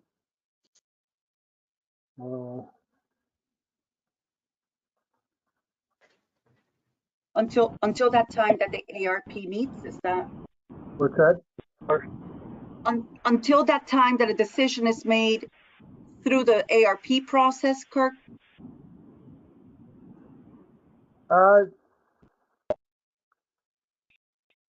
No. I'm saying that I'm approving the waiver as of now, and it won't have to go to the ARP for her to have to sit for the exam. It's a waiver to not sit for the exam. Okay, so let's have an opportunity for discussion before we take a vote. Well, it wasn't seconded, so we don't have to discuss it or vote on it, I don't think. Okay, do I have is there a second? Well, I do want to clarify. I mean, is the motion to waive the exam requirements pending the approval of the limited application, or no? Well, I don't think that's what Kurt is saying. I don't think that's what Kurt is saying. Kurt, you correct me if I'm misstating your premise, but I thought you said no limited application, no sitting for the exam, restore her license by allowing the petition. It's just to not have to sit for the exam. Okay.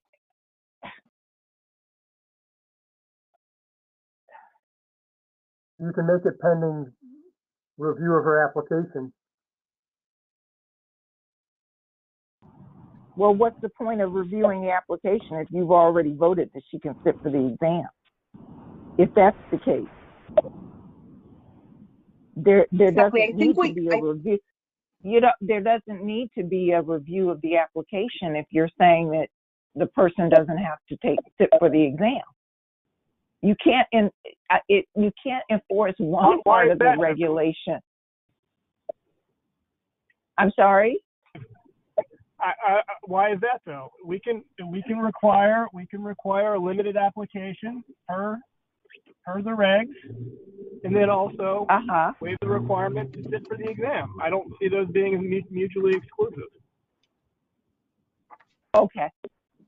I absolutely agree, Jamie, but I still believe we've already formed an ARP so that application, that limited application, could be reviewed, and this just seemed out of order. And I respect what Kurt's trying to do, and I think we all are sympathetic to the situation. But I think we should go in according to the order that there's no such thing as an exam to waive until she's approved under the limited application. Okay, I'm fine with that. I'll make a motion to table until the outcome of the RFP. Yeah. But that's not what Kurt said. Kurt said waive the limited application. Yeah, we're clarifying what we're trying to reconcile. We're trying to reconcile Kurt's motion, but if we want to take just basically, if there's no seconding Kirk's motion, then we need to move forward with entertain any other motions that do have a second. Well, if you want me to reword it, that's fine. So the motion is for a waiver pending approval of the application being approved. Is there a second? Second. Okay, so let's do the roll call. Greg? No. Jamie? Yes. Kirk? Yes. Kathy? Yes. Millie? Yes. Patrick? Yes. David? I need the motion repeated because I had to step outside for a call from the field? Sorry. Jamie, could you articulate the motion again? Sure. The motion is to waive the requirement to take the exam pending the approval of the application review committee. Yes. Dave, Deb, No, and Gail?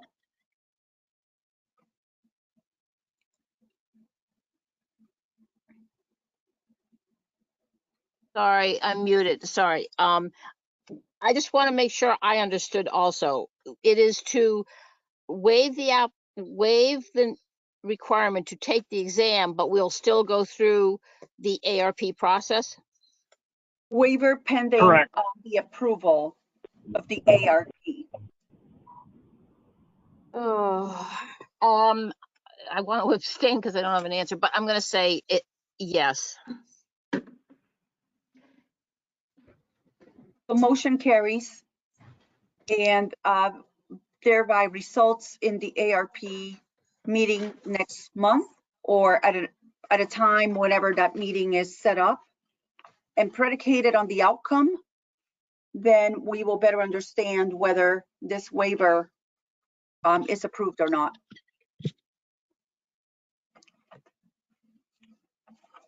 Okay, and so I've got it.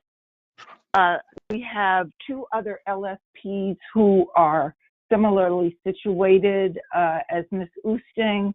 The first one is Ms. Winterburn, and she is in attendance at the meeting.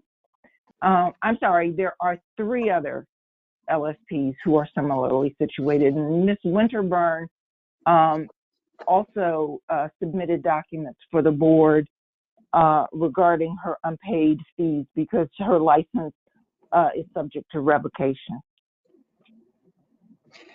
Do we have information as to any material change, whether a fee has been paid, Beverly, or there's, do we have anything else? I know that you provided us with her email. That's all I have submitted. Mm-hmm. What Ms. Winterburn submitted. I don't know if she has any further comments, but again, Ms. Winterburn did not pay her annual fee. She indicated that she didn't pay it, I believe, and she can address this herself. But the reason it wasn't paid was because of COVID. Yeah, so Beverly, I'm just going to read the last sentence, one of the second to last sentences of her via electronic mail, February 3rd, 2022 email to you. And basically she's saying, therefore, my position on this matter remains unchanged. I'm again requesting the LSP board waive deadlines associated with the 2021 annual fee payment, accept the $225 annual payment now, and reinstate my license. So I think the words matter, and we really need to analyze and understand various individual arguments that LSPs are making. And in this case, my question is, has she paid this after the fact, paid the $225 annual fee payment?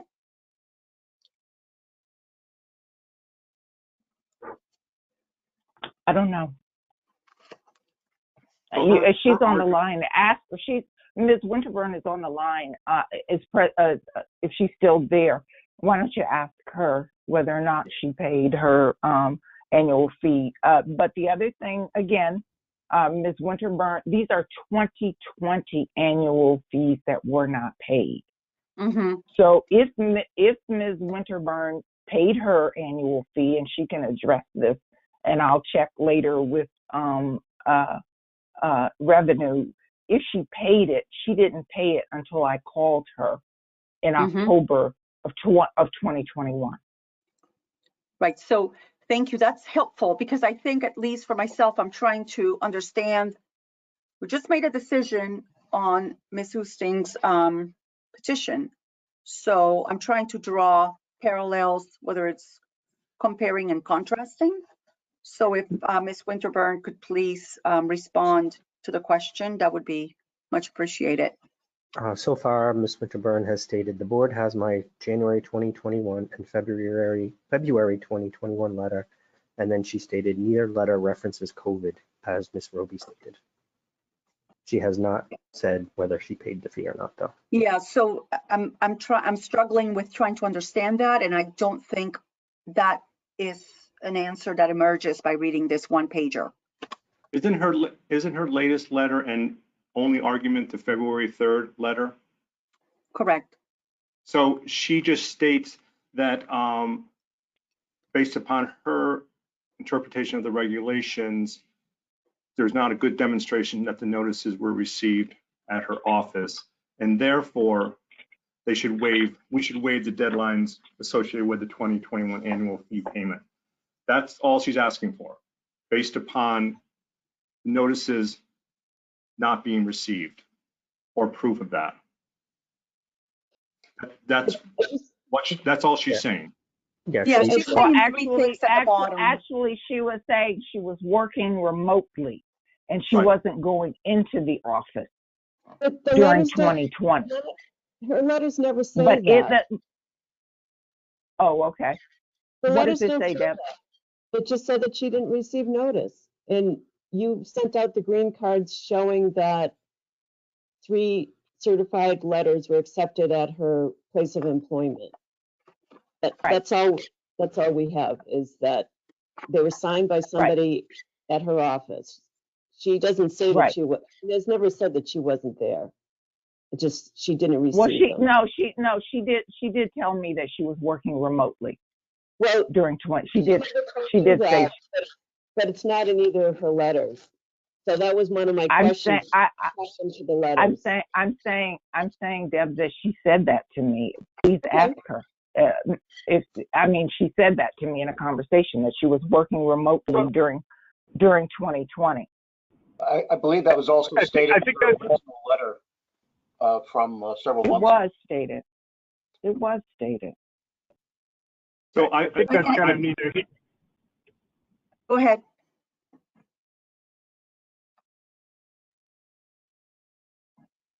Kirk, are you trying to provide a piece of information? No, I didn't say anything. Okay. I was going to make a motion that the LSP board not waive deadlines associated with the 2021 annual fee payment as requested in her February 3rd letter.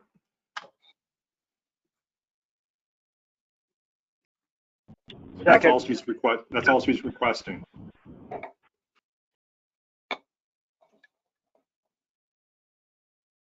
Yeah, that's the central request. And again, I just want to, for the purposes of due diligence, and that's the central request. And then it's one of those thereby accept the $225 annual fee and reinstate my license. So sort of like by extension, she's also putting that out there. But I agree with you.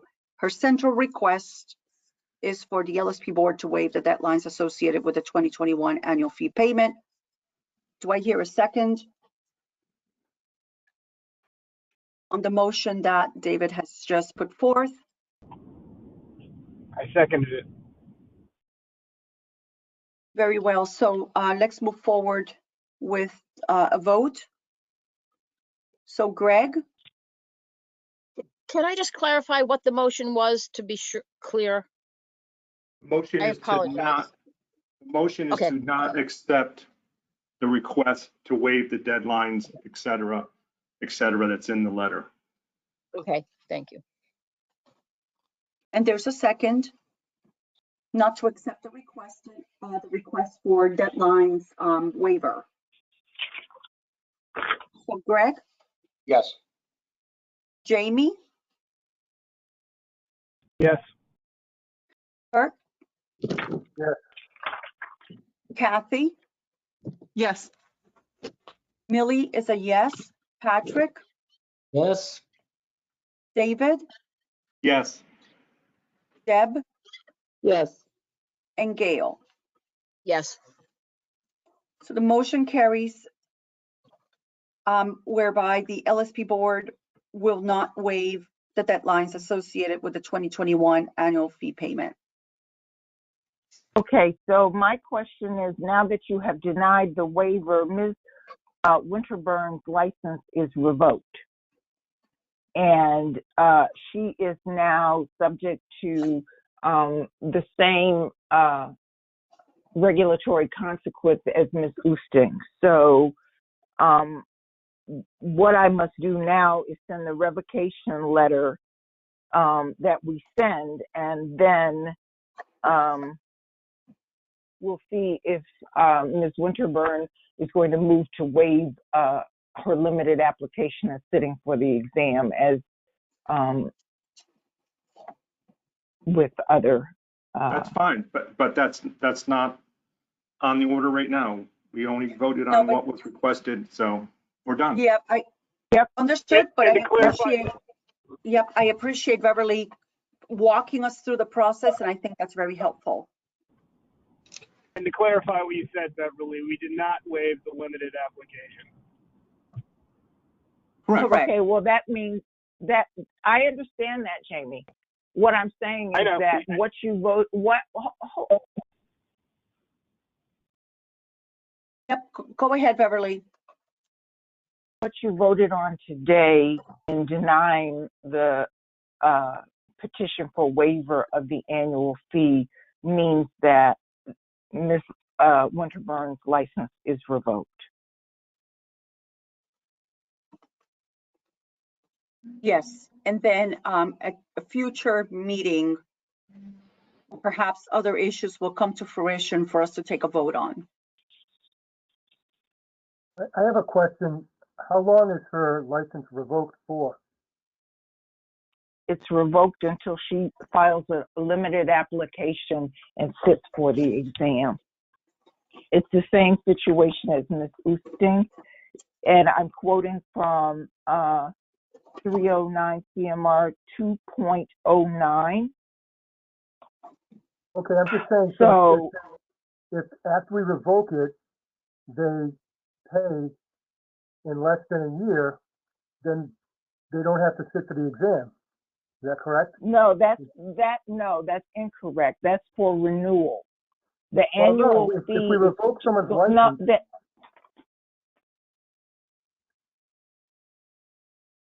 the annual Beverly? fee payment. I'm sorry. Go ahead. Oh no, I just wanted to listen to what you had to say. I was just saying that under 2.09, what Kurt, I think you're talking, there's a distinction. If you fail to renew your license as is required, excuse me, every 3 years, you have, for failure to obtain credit, you have 1 year to obtain the credit and come back into the fold. So from January 30th, 2021, if you didn't pay that quarterly fee, you have until January 30th, 2022 to come back into the fold. And I believe that's 3.06. Unpaid annual fee is an entirely different animal, and it's under 2.09. You don't have a year to come back into the fold if you can't make that correction. Ms. Winterburn said, when was the board made aware that my license was in jeopardy over $225? Shouldn't you have been involved in a license revocation before the fact? And then she stated, can someone read 2.112?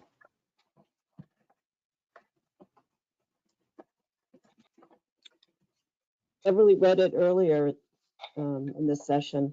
Yeah, I have it. I have it, Deb. 2.11, Section 2. If given by certified mail, return receipt requested, the notice shall be deemed to be received either when signed for by the person's employee, or when returned to the board as unclaimed or refused.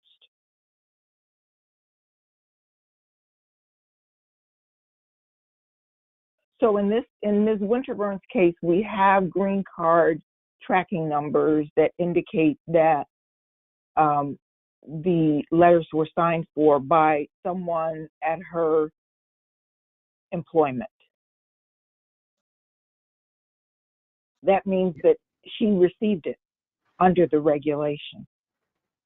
Yeah, 211, 2A2, the person's employee or agent.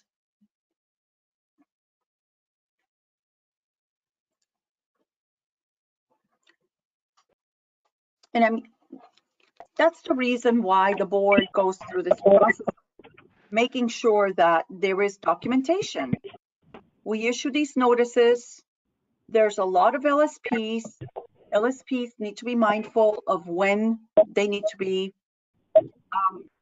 paying bills, just like we pay bills for a lot of stuff. Ms. So Winterburn just stated who signed, question mark.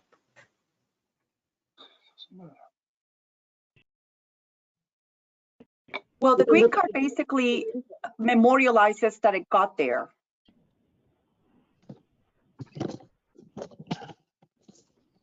And basically that's what, I mean, the regulation basically speaks to the person's employer agent. Right, and that's the contact address that the board had, and it went to that office. It doesn't have to Exactly. necessarily be hand delivered to the person. Staff come and go, and you know, it's not to that granular level.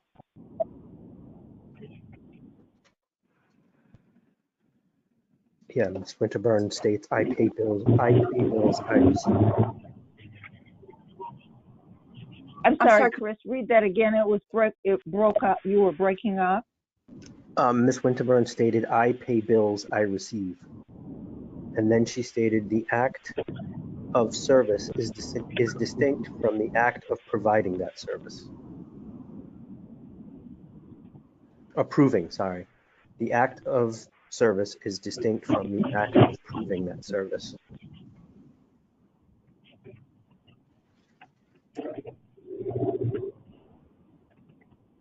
What the regulation requires is that we mail things to the last known address. What the green card receipt tracking receipt indicates is that the letters were mailed to Ms. Winterburn's employer's address. That's all we have. Well, the green cards say that they were delivered. I looked it all up. It says you can track. It says delivered to the front desk reception. It gives you the times it was signed for. So 3 Right. certified letters. We have the certification that they were delivered. Exactly. The green card is going to the LSP, and or in this case, if the LSP's last address on record is at a place of employment, it's going to go to whoever is at the front desk. Yes, Ms. Winterburn again states who signed.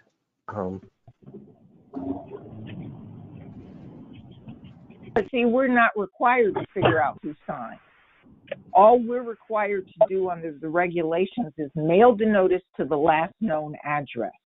And even if it's sent back, even if the letter is sent back, it's deemed received under 2.11 if it was mailed to the last known address.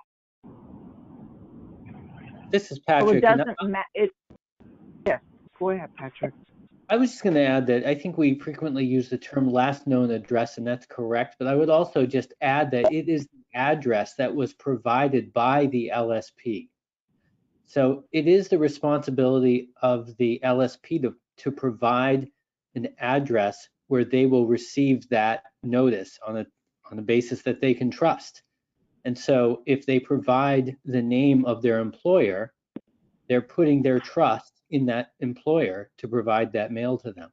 The green card provides nearly irrefutable evidence that the delivery was made. Thank you, Patrick. think we just keep going around in circles on this, and we've already voted on the waiver. So unless it comes up again, I think, we don't need to discuss it any further. I agree. I think it was important to hear all the board members, how they, their thoughts on this. And I think we have exhausted dialogue on this. It sounds like the action items speak to Beverly sending a revocation letter. And therefore, there's a limited application pathway that Ms. Winterburn could avail herself to. And I don't mean to belittle the input from the public. I know it's difficult to have to type stuff in. So I appreciate that. No, I know. Yes, Ms. Winterburn states, why won't the board produce the green cards? Excuse me? Ms. Winterburn states, why won't the board produce the green cards? I think the actual USPS number was provided. You can easily look up the tracking. The United States, and Millie, you're exactly right. The United States Postal Service, once you have the tracking number, which I sent to all the board members as well as Ms. Winterburn, tells you. I don't think it's the board's responsibility under the regulations to know that Millie Garcia Serrano, secretary or administrative assistant, signed for it. That's not what the regulation requires. Producing the tracking number from the United States Postal Service enables you to find out, as Deb just indicated, that it went to the front desk. So my question is, not my question, my statement is, it's irrelevant who signed for it. It was received by the employer. And that's just federal evidence that is used. Basically, there's the record that's been produced by the federal government.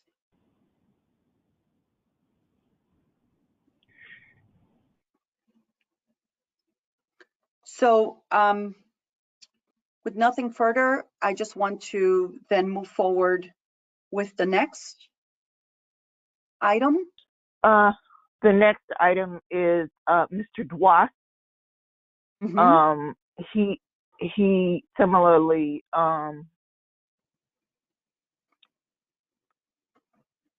Just one last statement from Yeah. Ms. Winterburn. I think I have Yes. a right to know who accepted mail for me. You should ask your employer, not the board.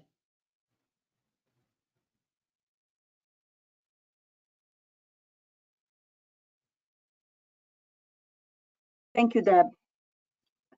Beverly, if you could please continue on. Mr. Dwas is the next petition that is before the board. I produced the board's records with respect to the mail delivery and that it was sent to his work address. And he, I believe, has filed a petition, and I think he's on the line still. Yes. Participating in the discussion, I think, yes. Beverly, I'm sorry. Pardon me, what is the central request again before the board specific to Mr. Dua?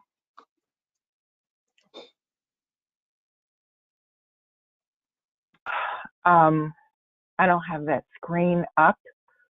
Mr. Dwas is, Mr. Dwas, you want to weigh in while I look for your actual petition? It was part of the packet, but I'll look for it. Okay.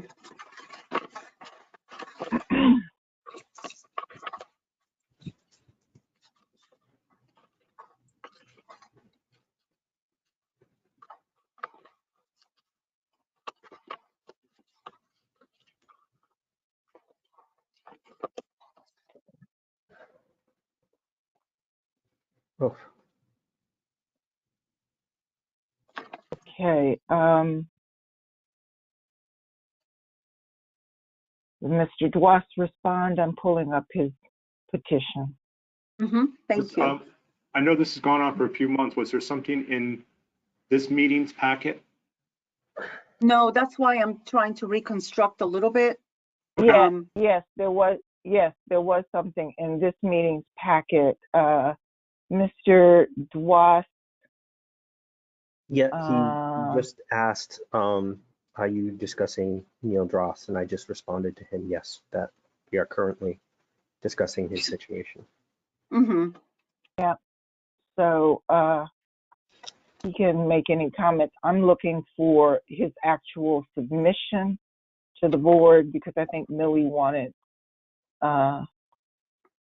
him to address that.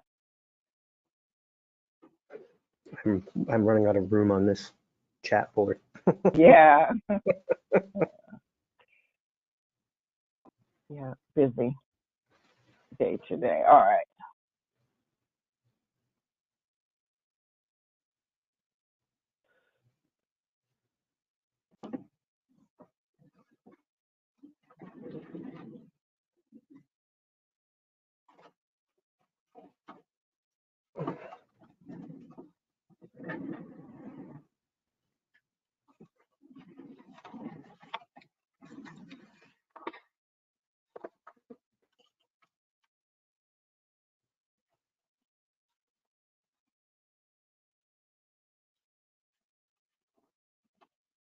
Okay.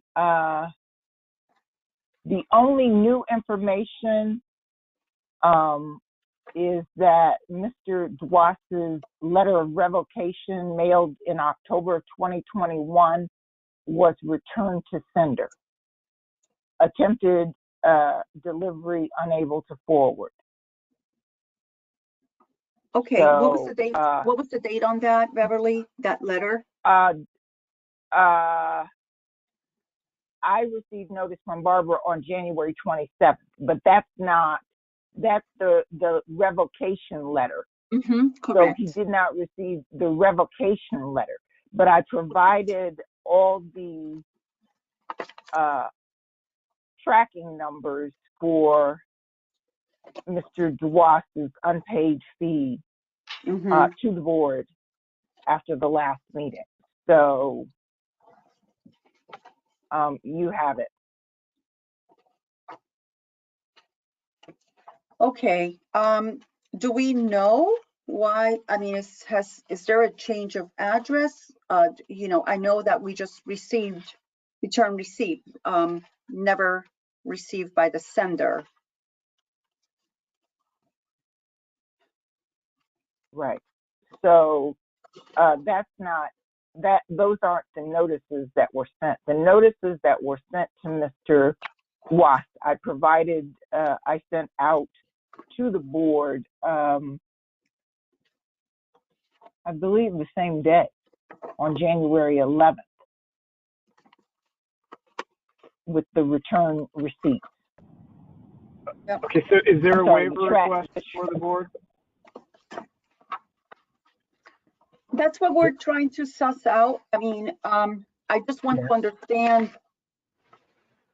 Mr. Dwas just stated, thank you. My letter was sent in January.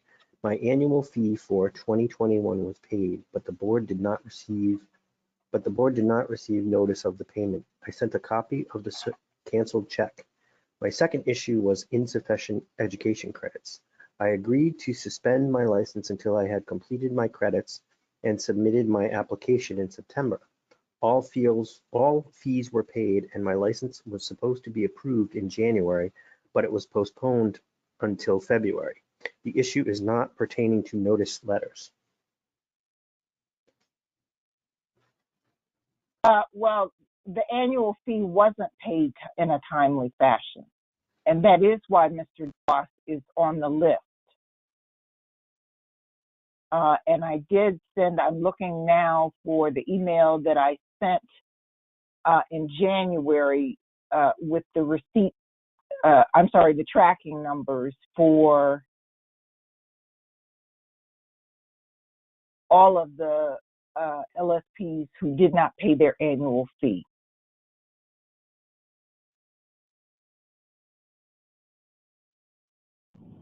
So when was the fee received?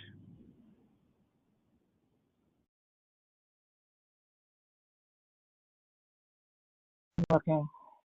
All right. He said, yes, it was, I have a canceled check, which was provided. All right. Mr. Duas received an invoice for 2021. So this is regarding his unpaid annual fee for 2021.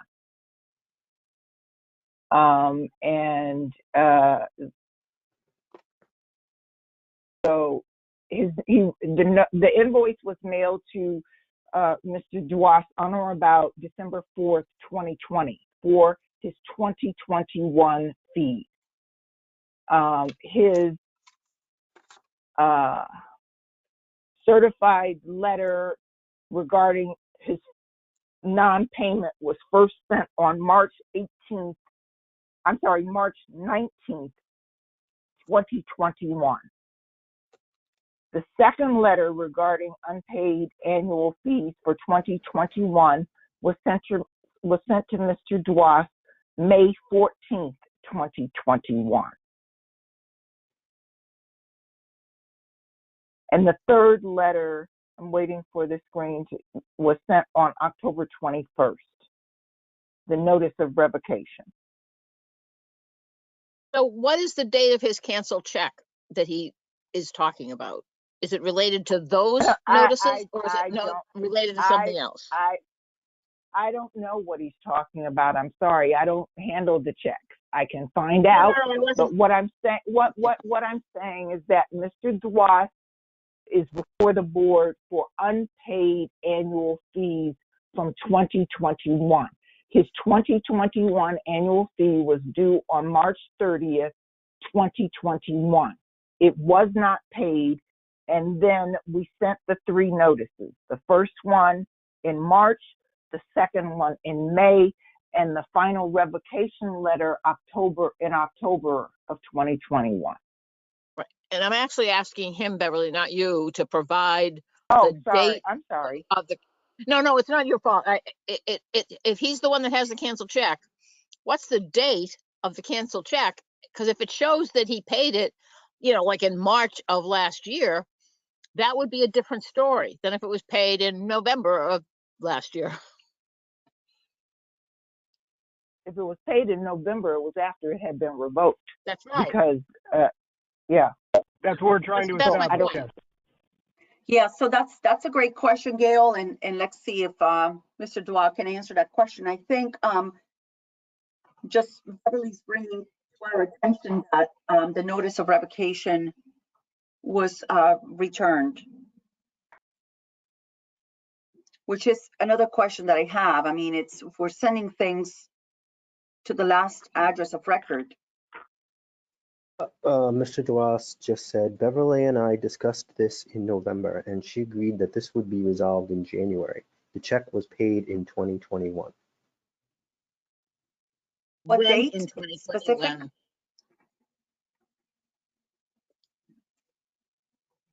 It just says the check was paid in 2021.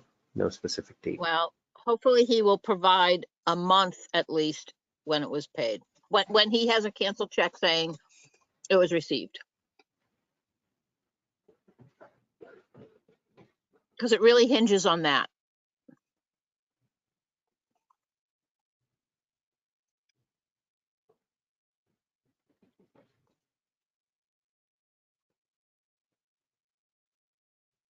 Is this something that he can speak to right now, or should we move on with our conversation? Well, I can't tell you about the check. That's revenue.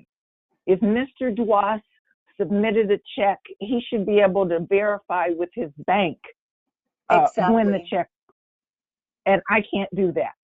Yeah, So he precisely. should offer that I'm- proof because what I've submitted to the board members are the dates when the invoice went out, when the required regulatory notices went out. If he paid before the October 21st date, then something happened. I don't know what. Yeah, I But totally what I, agree with but you. but I was just, he would go ahead. I'm sorry. He oh, wouldn't have just to say, received the October letter. mm-hmm. Mr. I'm not Duras saying said, that I'm not saying that a mistake wasn't made. I'm just saying that we sent out notices and we have no payment. So go ahead, Chris. You have a note from he said Mr. Dwyer. a copy of the check was included in my letter to the board on December 30th, 2021. Can he articulate the dates so we can be helpful here?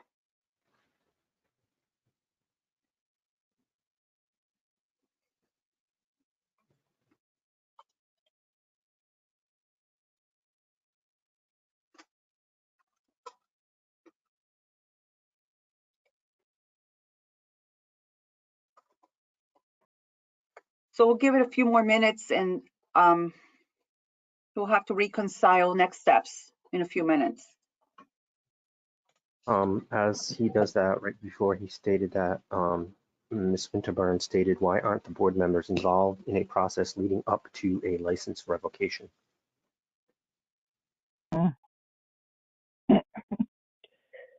Wow. The board isn't involved because it's an administrative matter and the board members are appointed by the governor, but they don't work for the agency other than Millie. And excuse me. So the board isn't involved in sending out notices. It's an administrative thing. The board is not involved. The board members are not involved in the revenue process. It's an agency thing. Mr. Dross just stated payment was issued on January 29th, 2021. The check was cashed on September 22nd, 2021.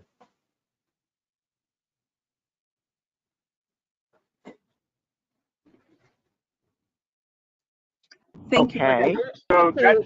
So that's helpful. That Yeah, sounds like exactly. there might be an error. Yeah, there might be. So I'm sorry, the check was cashed by revenue on September 22nd. Yes, he said Chris? payment was issued. And- Yes, he said payment was issued on January 29th, 2021. The check was cashed September 22nd, 2021. Okay. So that sounds like a lost check and therefore is a different situation that other people are in. Exactly. Well, yes. And I will try and find out from revenue when we receive the check because the checks don't come to us. The checks aren't sent to the board. We receive notice of the check being cashed. So I'll verify, we can table Mr. DeWass's petition and I will find out exactly from revenue when that check was received by revenue and when that check was cashed by revenue.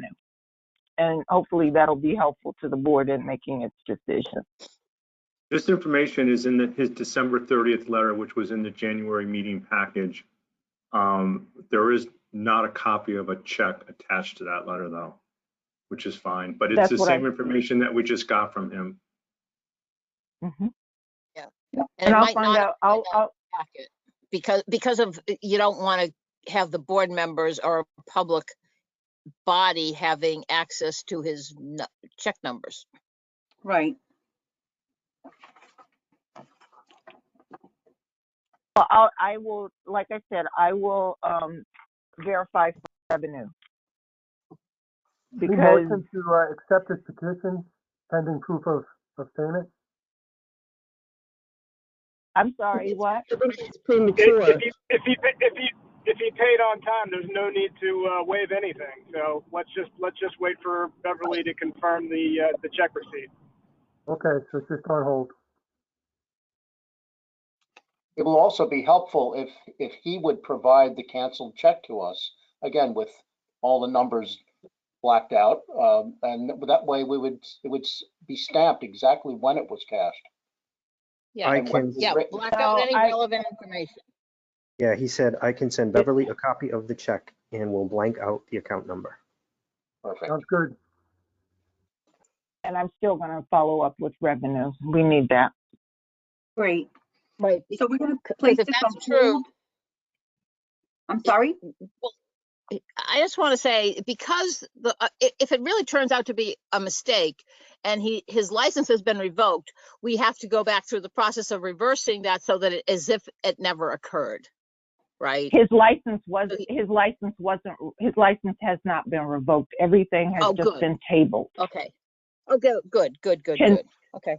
Pending this. His license, Yes. no one's license was revoked other than Miss Oosting. Okay. Beverly, I thought license revocation was automatic following that third letter. If payment's not received by the deadline in that second or third letter, license revocation is automatic. Am I wrong about that? It is, but I called people as a courtesy, Jamie, and I called people in October.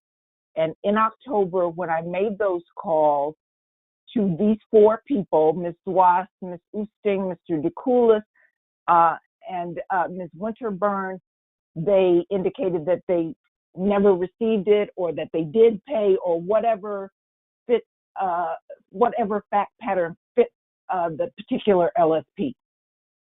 So I tabled those revocations to bring the matter before the board. Thank you. Yes, it is automatic, but when people tell me there's some kind of error or I want to see the tracking order numbers, I table things. Thank you. So we will be discussing this matter again on March 8th. Yes. I will find out from revenue all the information that we need. The last unpaid fee involves Mr. DeCoulis, and Mr. DeCoulis has submitted his statement, and I have forwarded the information that I had. I think Jamie has raised a point. Jamie, do you want to jump in here?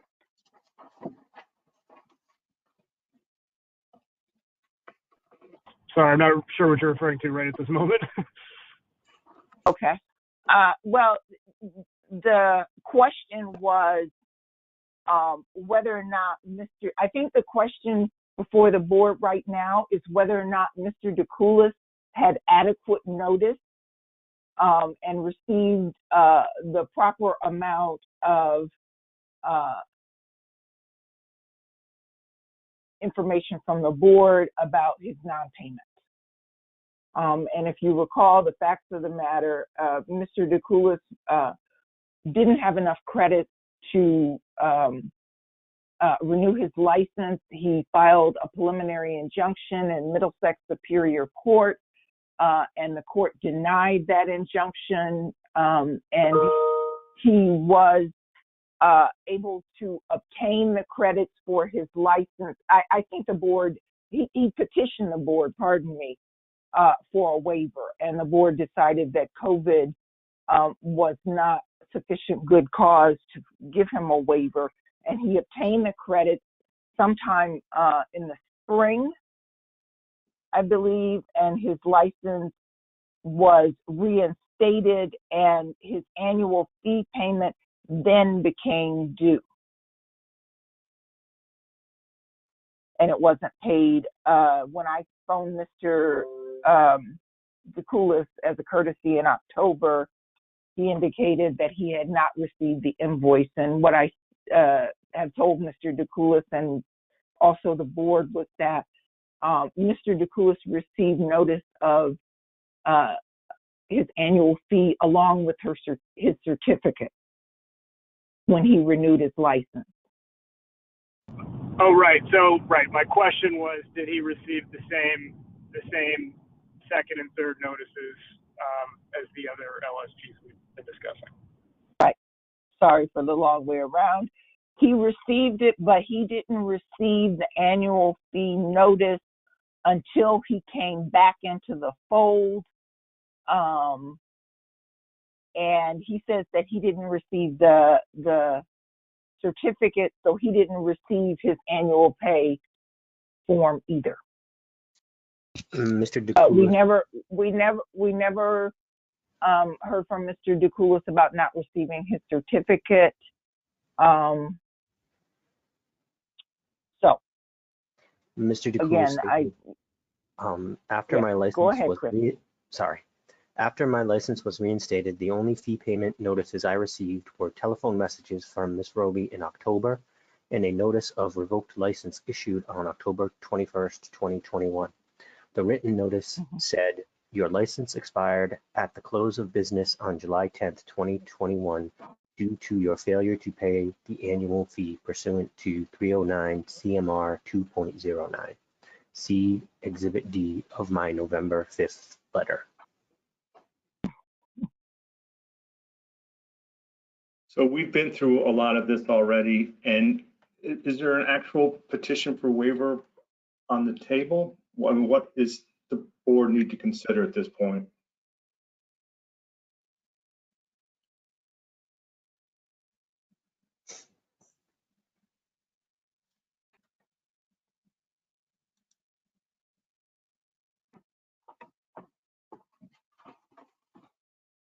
I think you're considering whether or not Mr. DeCoulis' license should be revoked. And of course, that's up to the board as to whether or not he received sufficient notice.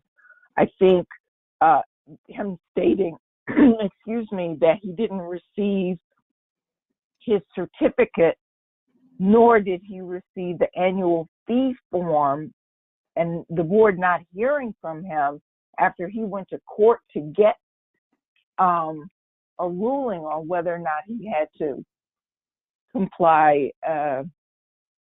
I think that's up for a board vote.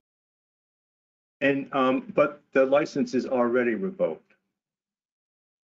No, his license has not been revoked. We tabled everything. Right. I tabled everything, David, just to make sure that everyone has notice and an opportunity to be heard, and that includes Ms. Oosting, Mr. Dwas, Ms. Winterburn, and Mr. DeCoulis. Right. And I have to say, and I have to say, out of whatever it is, 455 LSPs who managed to do the right, 456 LSPs who managed to do the right thing and get their payments in on time, we've spent, and me in particular, an inordinate amount of time trying to sort these things out, asking for who signed a green card and so forth. Go ahead, Chris. I'm done. Ms. Winterburn stated the October letter says revoked.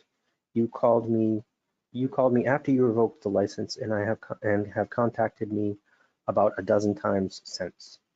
And then Mr. DeCoulis said, I never received an invoice or proper notice under 309 CMR 2.09. He then states, an October 29th email from Ms. Roby also included my 2021 annual fee notice dated March 1st, 2021. I immediately paid the invoice and the Commonwealth deposited the check yesterday. See attached invoice and canceled check as Exhibit C of my November 5th letter.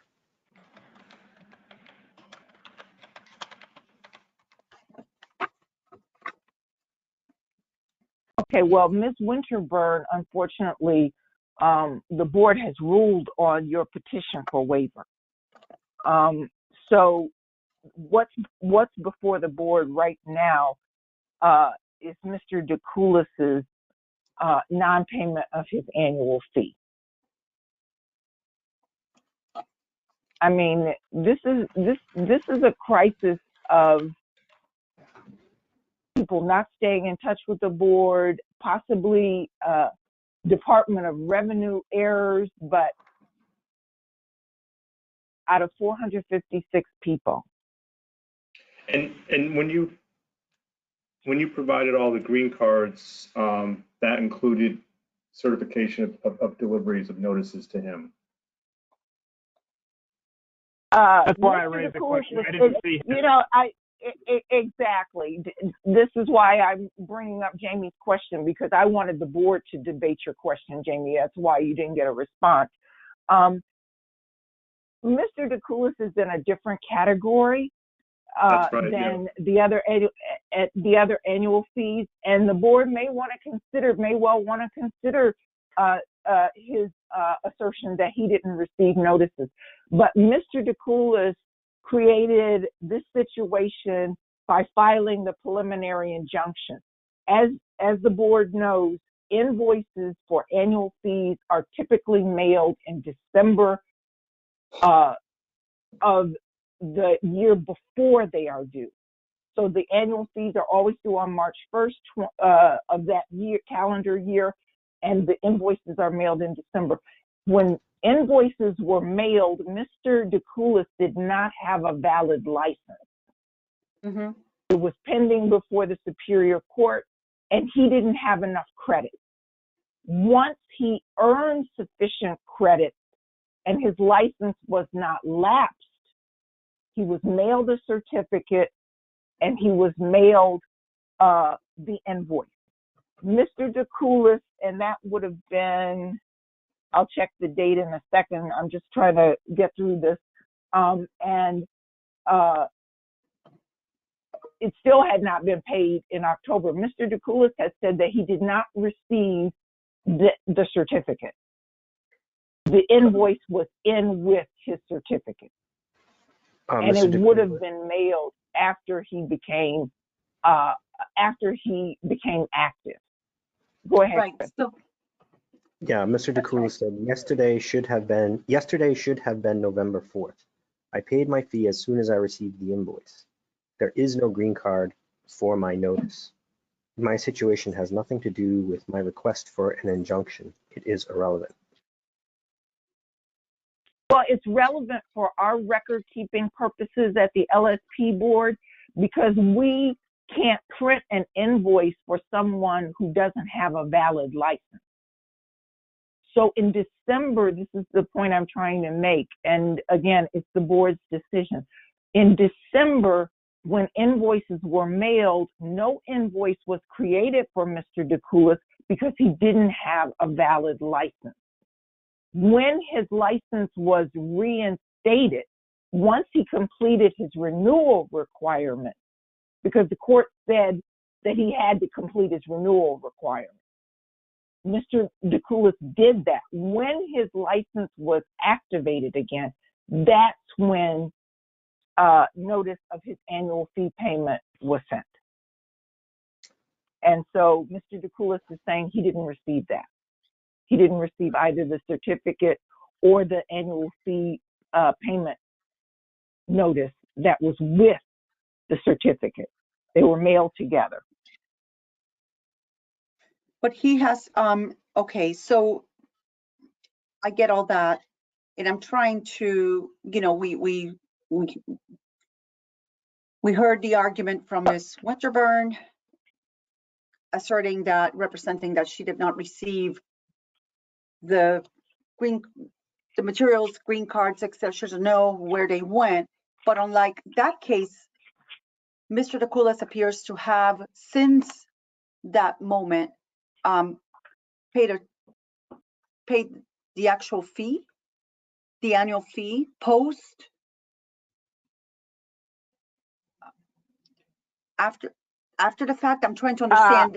There's an incoming check. Yes. He paid it after I called him in October. Okay. And Mr. DeCoulis, I'm sorry if that's not clear. Mr. DeCoulis paid his annual fee after I made the courtesy call in October.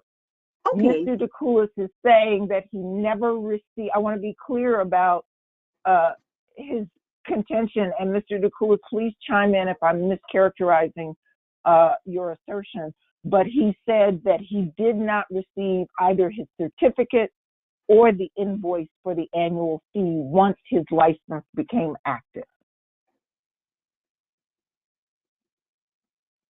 That's what I understood, but we'll wait for Mr. DeCoulis to I have confirm. a question, excuse me. So he's on a different, is he on it? He was, his license was reinstated in May.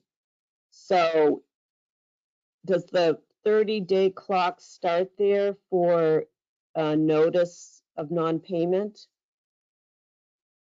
for the regulation? So if he didn't pay within 30 days, or is it Go not? ahead, Deb. So just thinking about the regular process, if somebody doesn't pay by March 1st, you send out a notice 30 days after that. Does that apply? Roughly. Yes. Well, it's a roughly. Yes. Does that apply to the situation? That's what 209 says. Right, but I'm just saying, does that apply to somebody who gets reinstated in May versus having a license active? That's a really good question, Deb, and that's, I think, the seminal question that's before the board. Whether or not failure to pay annual fees in March when you don't have a valid license until May, when does the clock start to run?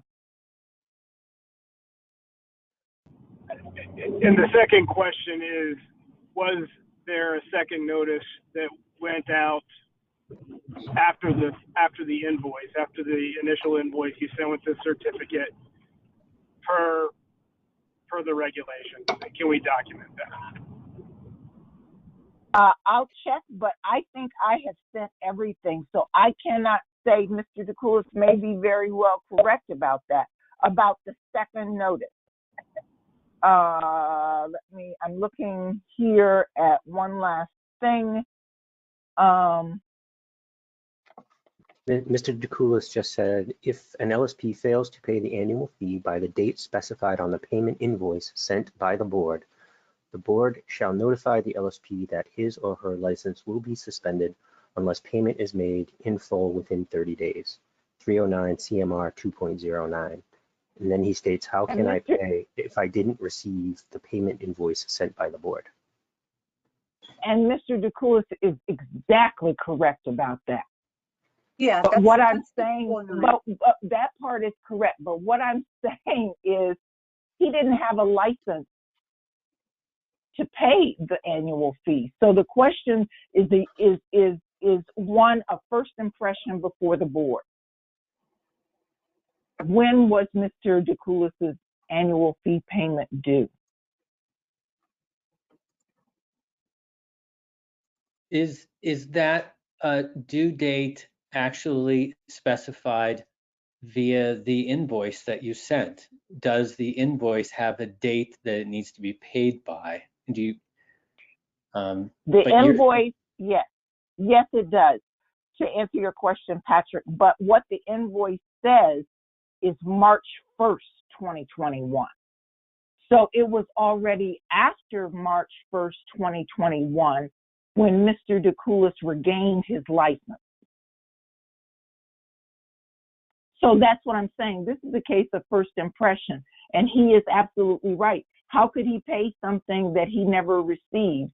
But the other part of it is, it was because he tried to, it was because he hadn't obtained enough continuing ed credit that he wasn't on the regular invoice schedule of December. He didn't have a valid license until May. Mm-hmm. And then May he got his new license and he got his invoice and it was sent to the address that he has with the board. It was sent to the address he has with the board, but he's saying, Mr. DeCoulis can chime in, but he's saying he never received the certificate or the invoice, those things were mailed together to him in May. Yes, and he's saying I should pay as soon as I received the quote unquote the payment invoice sent by the board. And what he had stated in his previous statement was that he never received that invoice. Well, this gets back to the regulations on notice. It Exactly. seems like he was given notice. And also, he knew that his license was reinstated. So if he was thinking about what goes with the license, there's an annual fee. So I feel like notice was given per the regulations. Mr. Chakula said, I did not receive an invoice until October 2021. So where did the But May he one was, go? but he was, again, like, if he personally didn't receive it, it's the same as the other cases. The board fulfilled the obligations as far as giving notice. So I think that goes back to Jamie's question regarding when was the first, second, and third notice sent out? And this is again after the license was reinstated in May. The presumption is that, He's also stating, I'm sorry?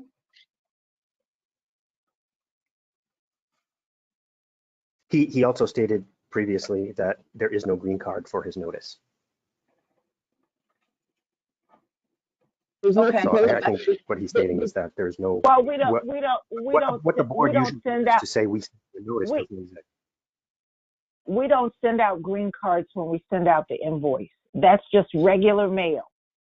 So the fact that our administrator put the invoice in with his certificate is still backdated to March.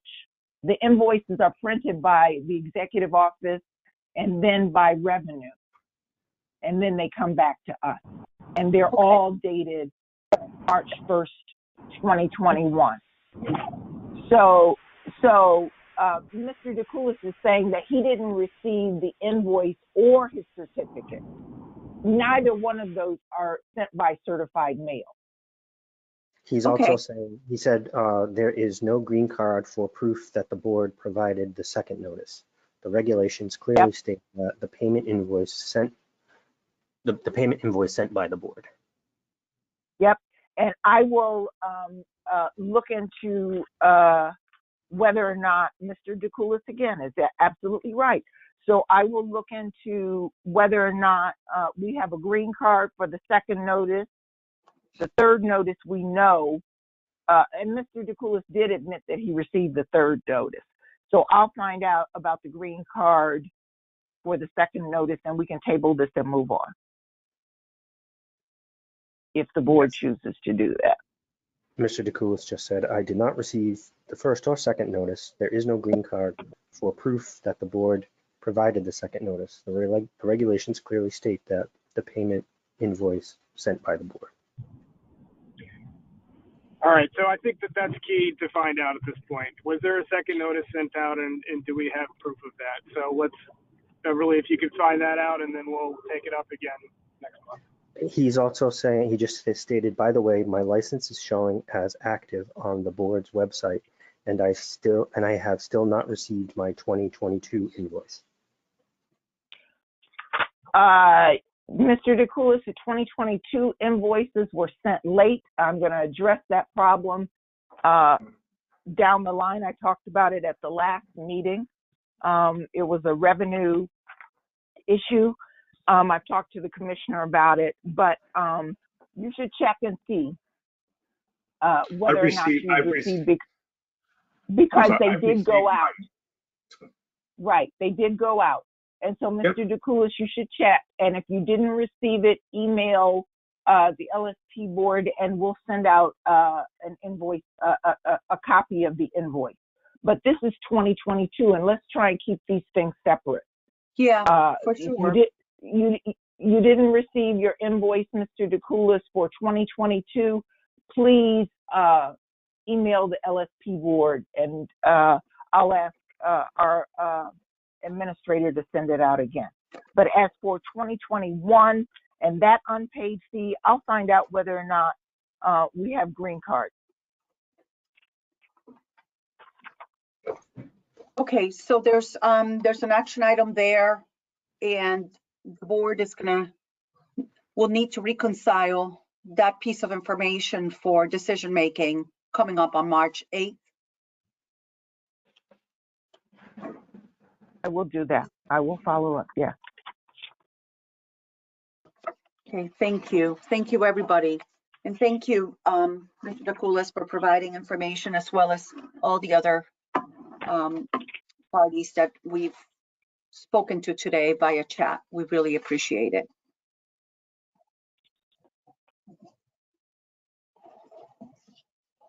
So we're back to item number 8, titled Unpaid Annual Fees. Let's see. No, we're done with that. Sorry, we're down to yeah. item 9.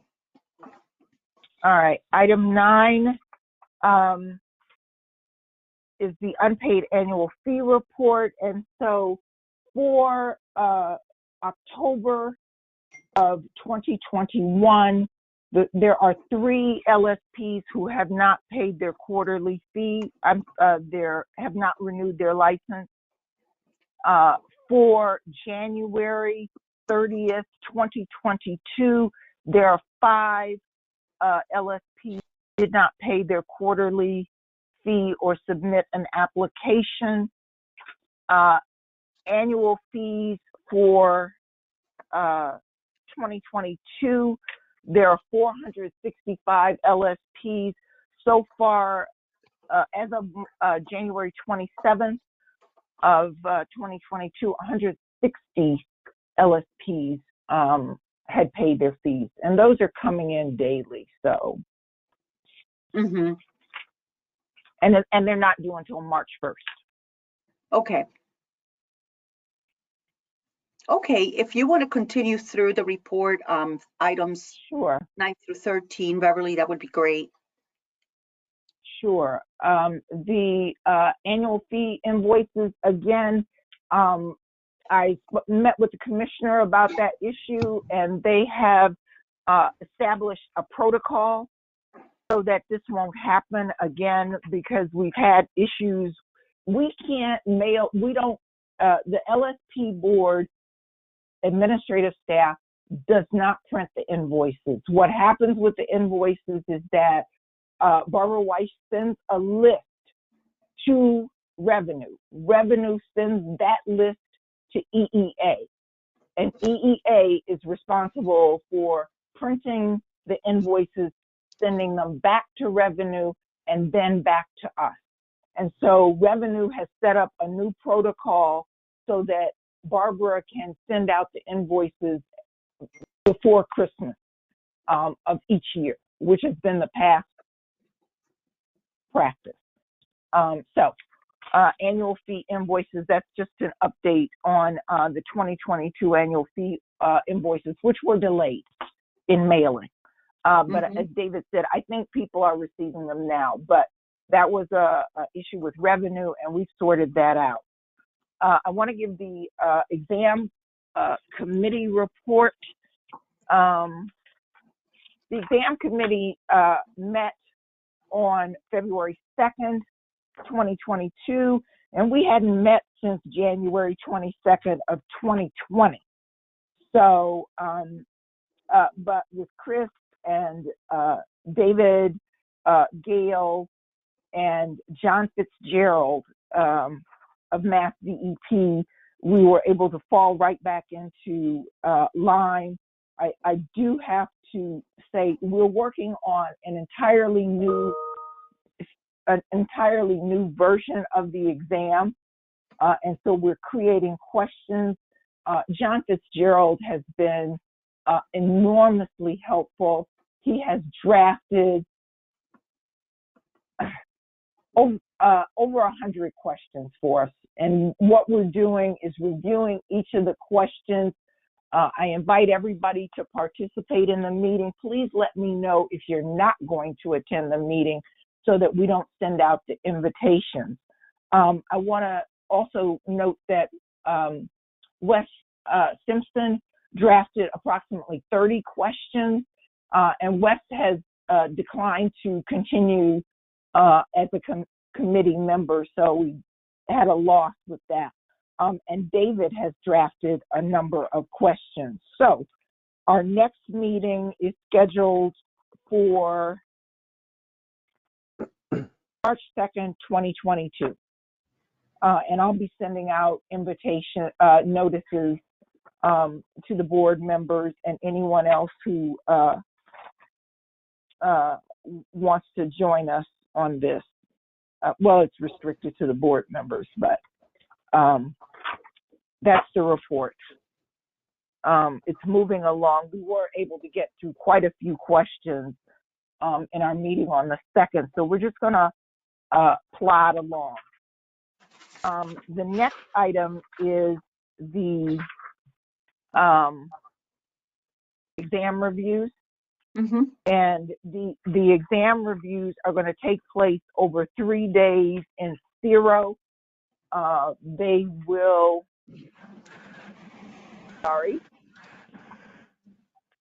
they will take place on February 23rd, 24th, and March 1st.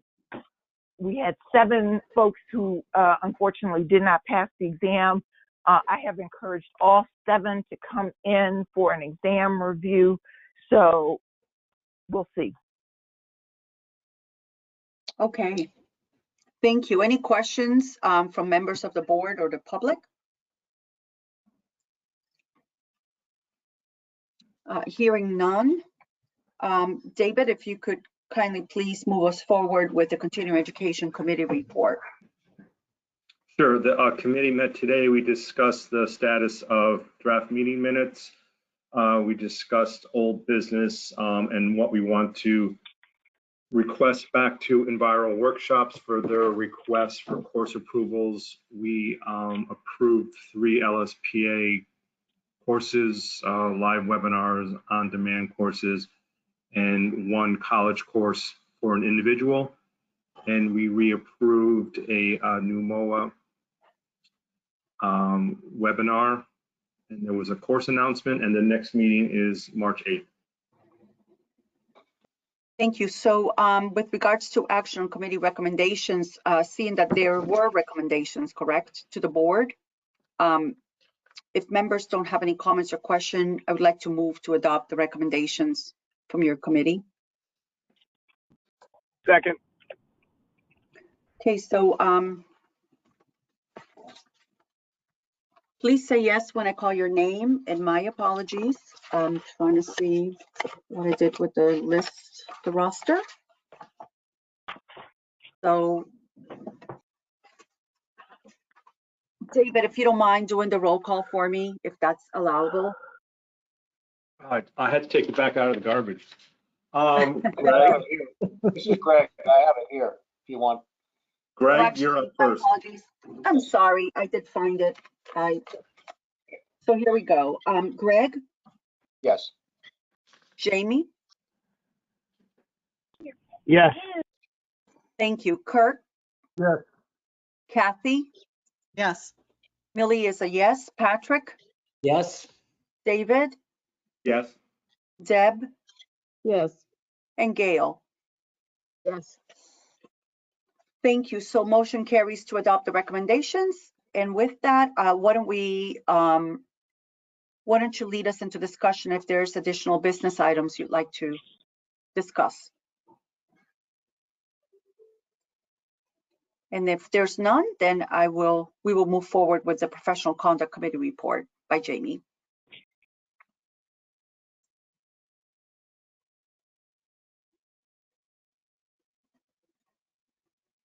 Okay, so Jamie, if you could move forward with item 15 of our agenda. I can give that report. I know we're way over time today. I reported on 05C07. I indicated that we're going to have an executive session that I will schedule. I reported that 18C01, we need to schedule the LSP's interview and finish prepping the questions. I reported that 18C02, we're going to draft the LSP report.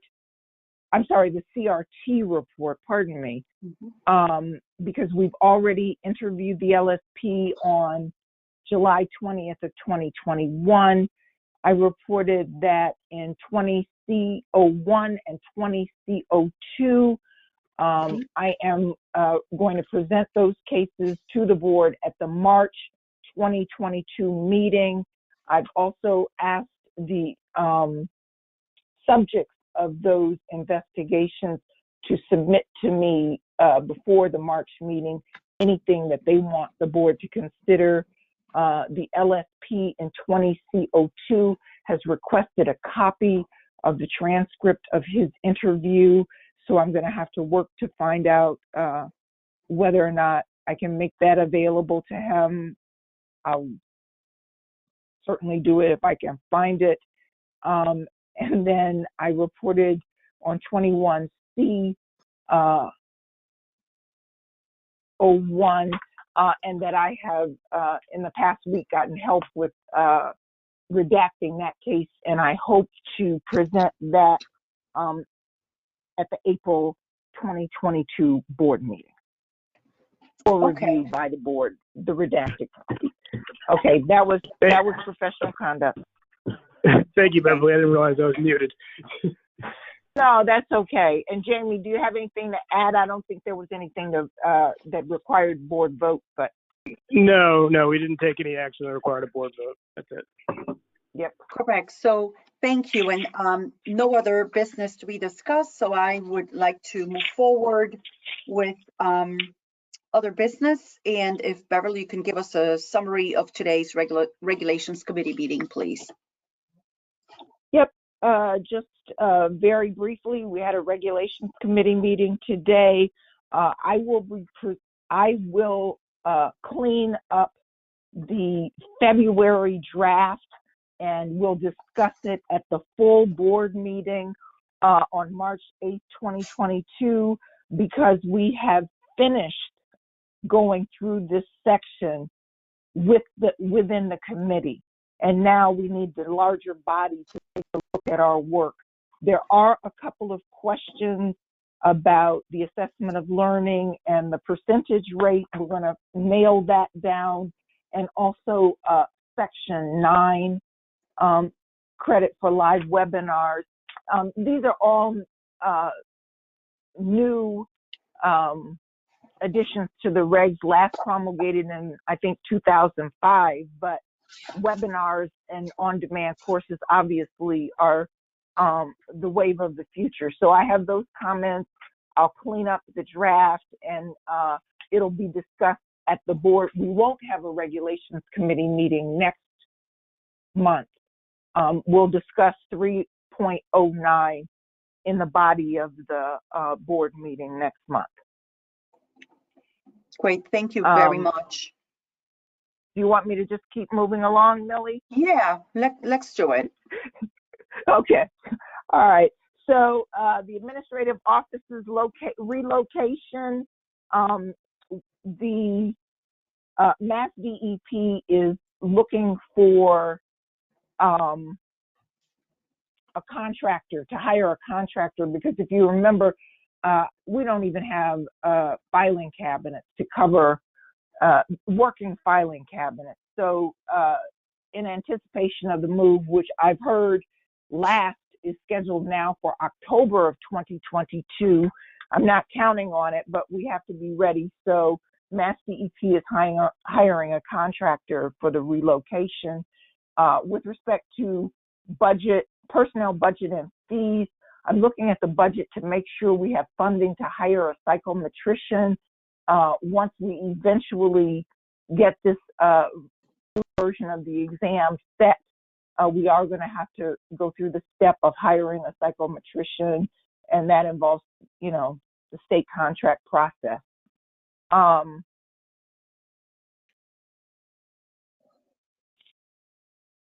am, the trip falls within this, so I'm going to talk about that. The notice for the trip, all three positions, was posted on January 17th, 2022. I haven't heard anything. So I meet with the commissioner this week. Maybe I'll have some new information in March. But I have asked that we post the vacancies for the board. I had, as you may recall, a candidate for general counsel. I'm not sure whether or not that candidate is still available, but we are going to repost the vacancies for all of the positions that are open with the board. Board member replacement. I'm sorry, question? I'm sorry. So I'd like to just add a little bit of, from my perspective as chair of the board. I want to thank Beverly because not only did she pursue action on the program, the actual scientific investigator EA4 as a trip. The trip went out pursuing temporary filling of all three roles: the general counsel, scientist investigator, and the program coordinator 3. So I just want for the board members to understand that this ask was expanded to capture different talent and the detailed statement of duties and responsibilities. I know that Beverly, just by looking at this information, it really, you put a lot of thought into this.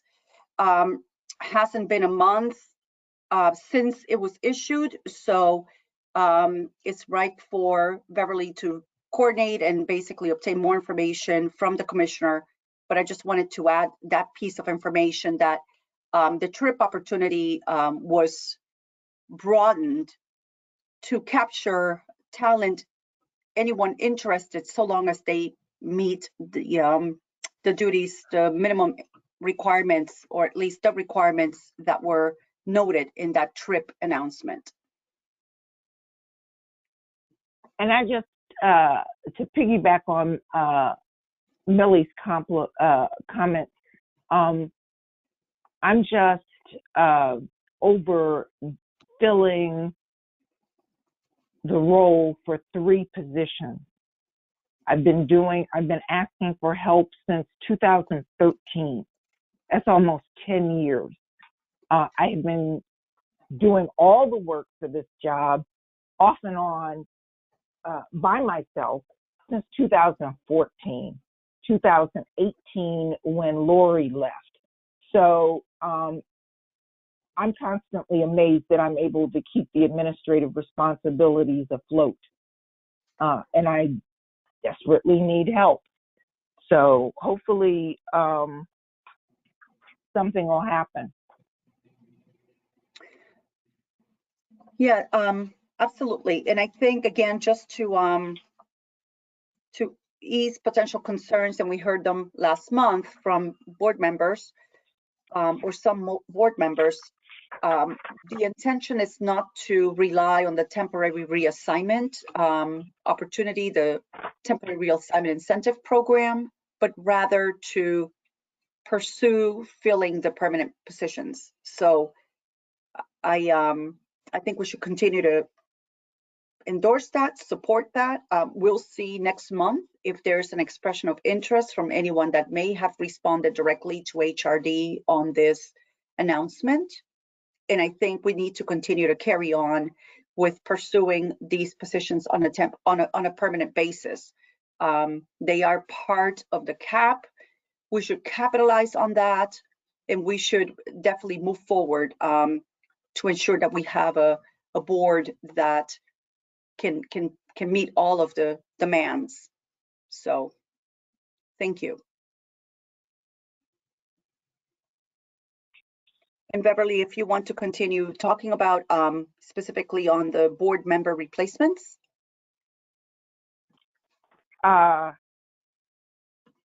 Yeah, that should happen any day now.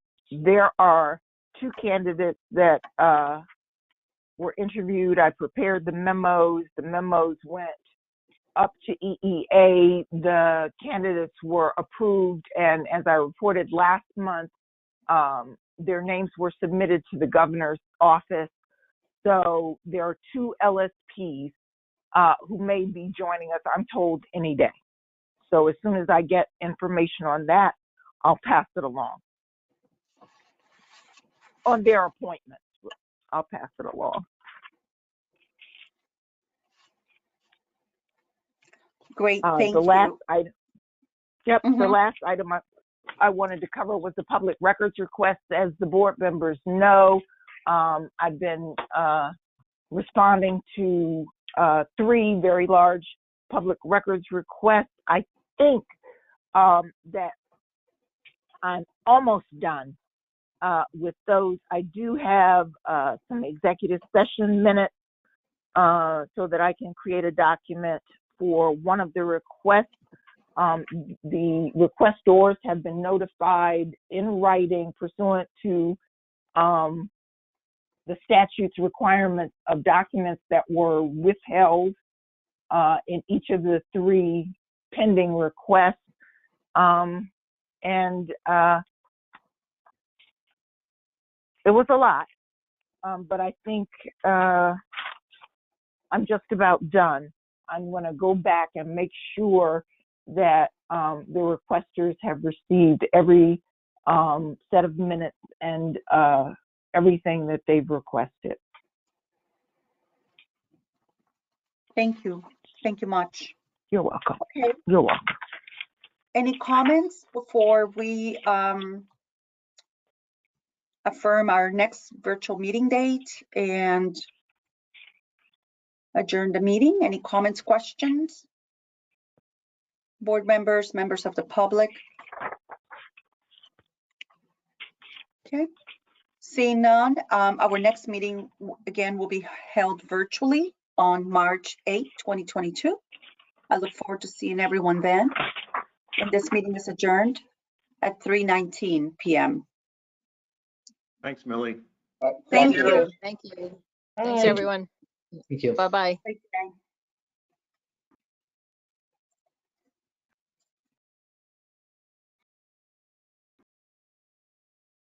you.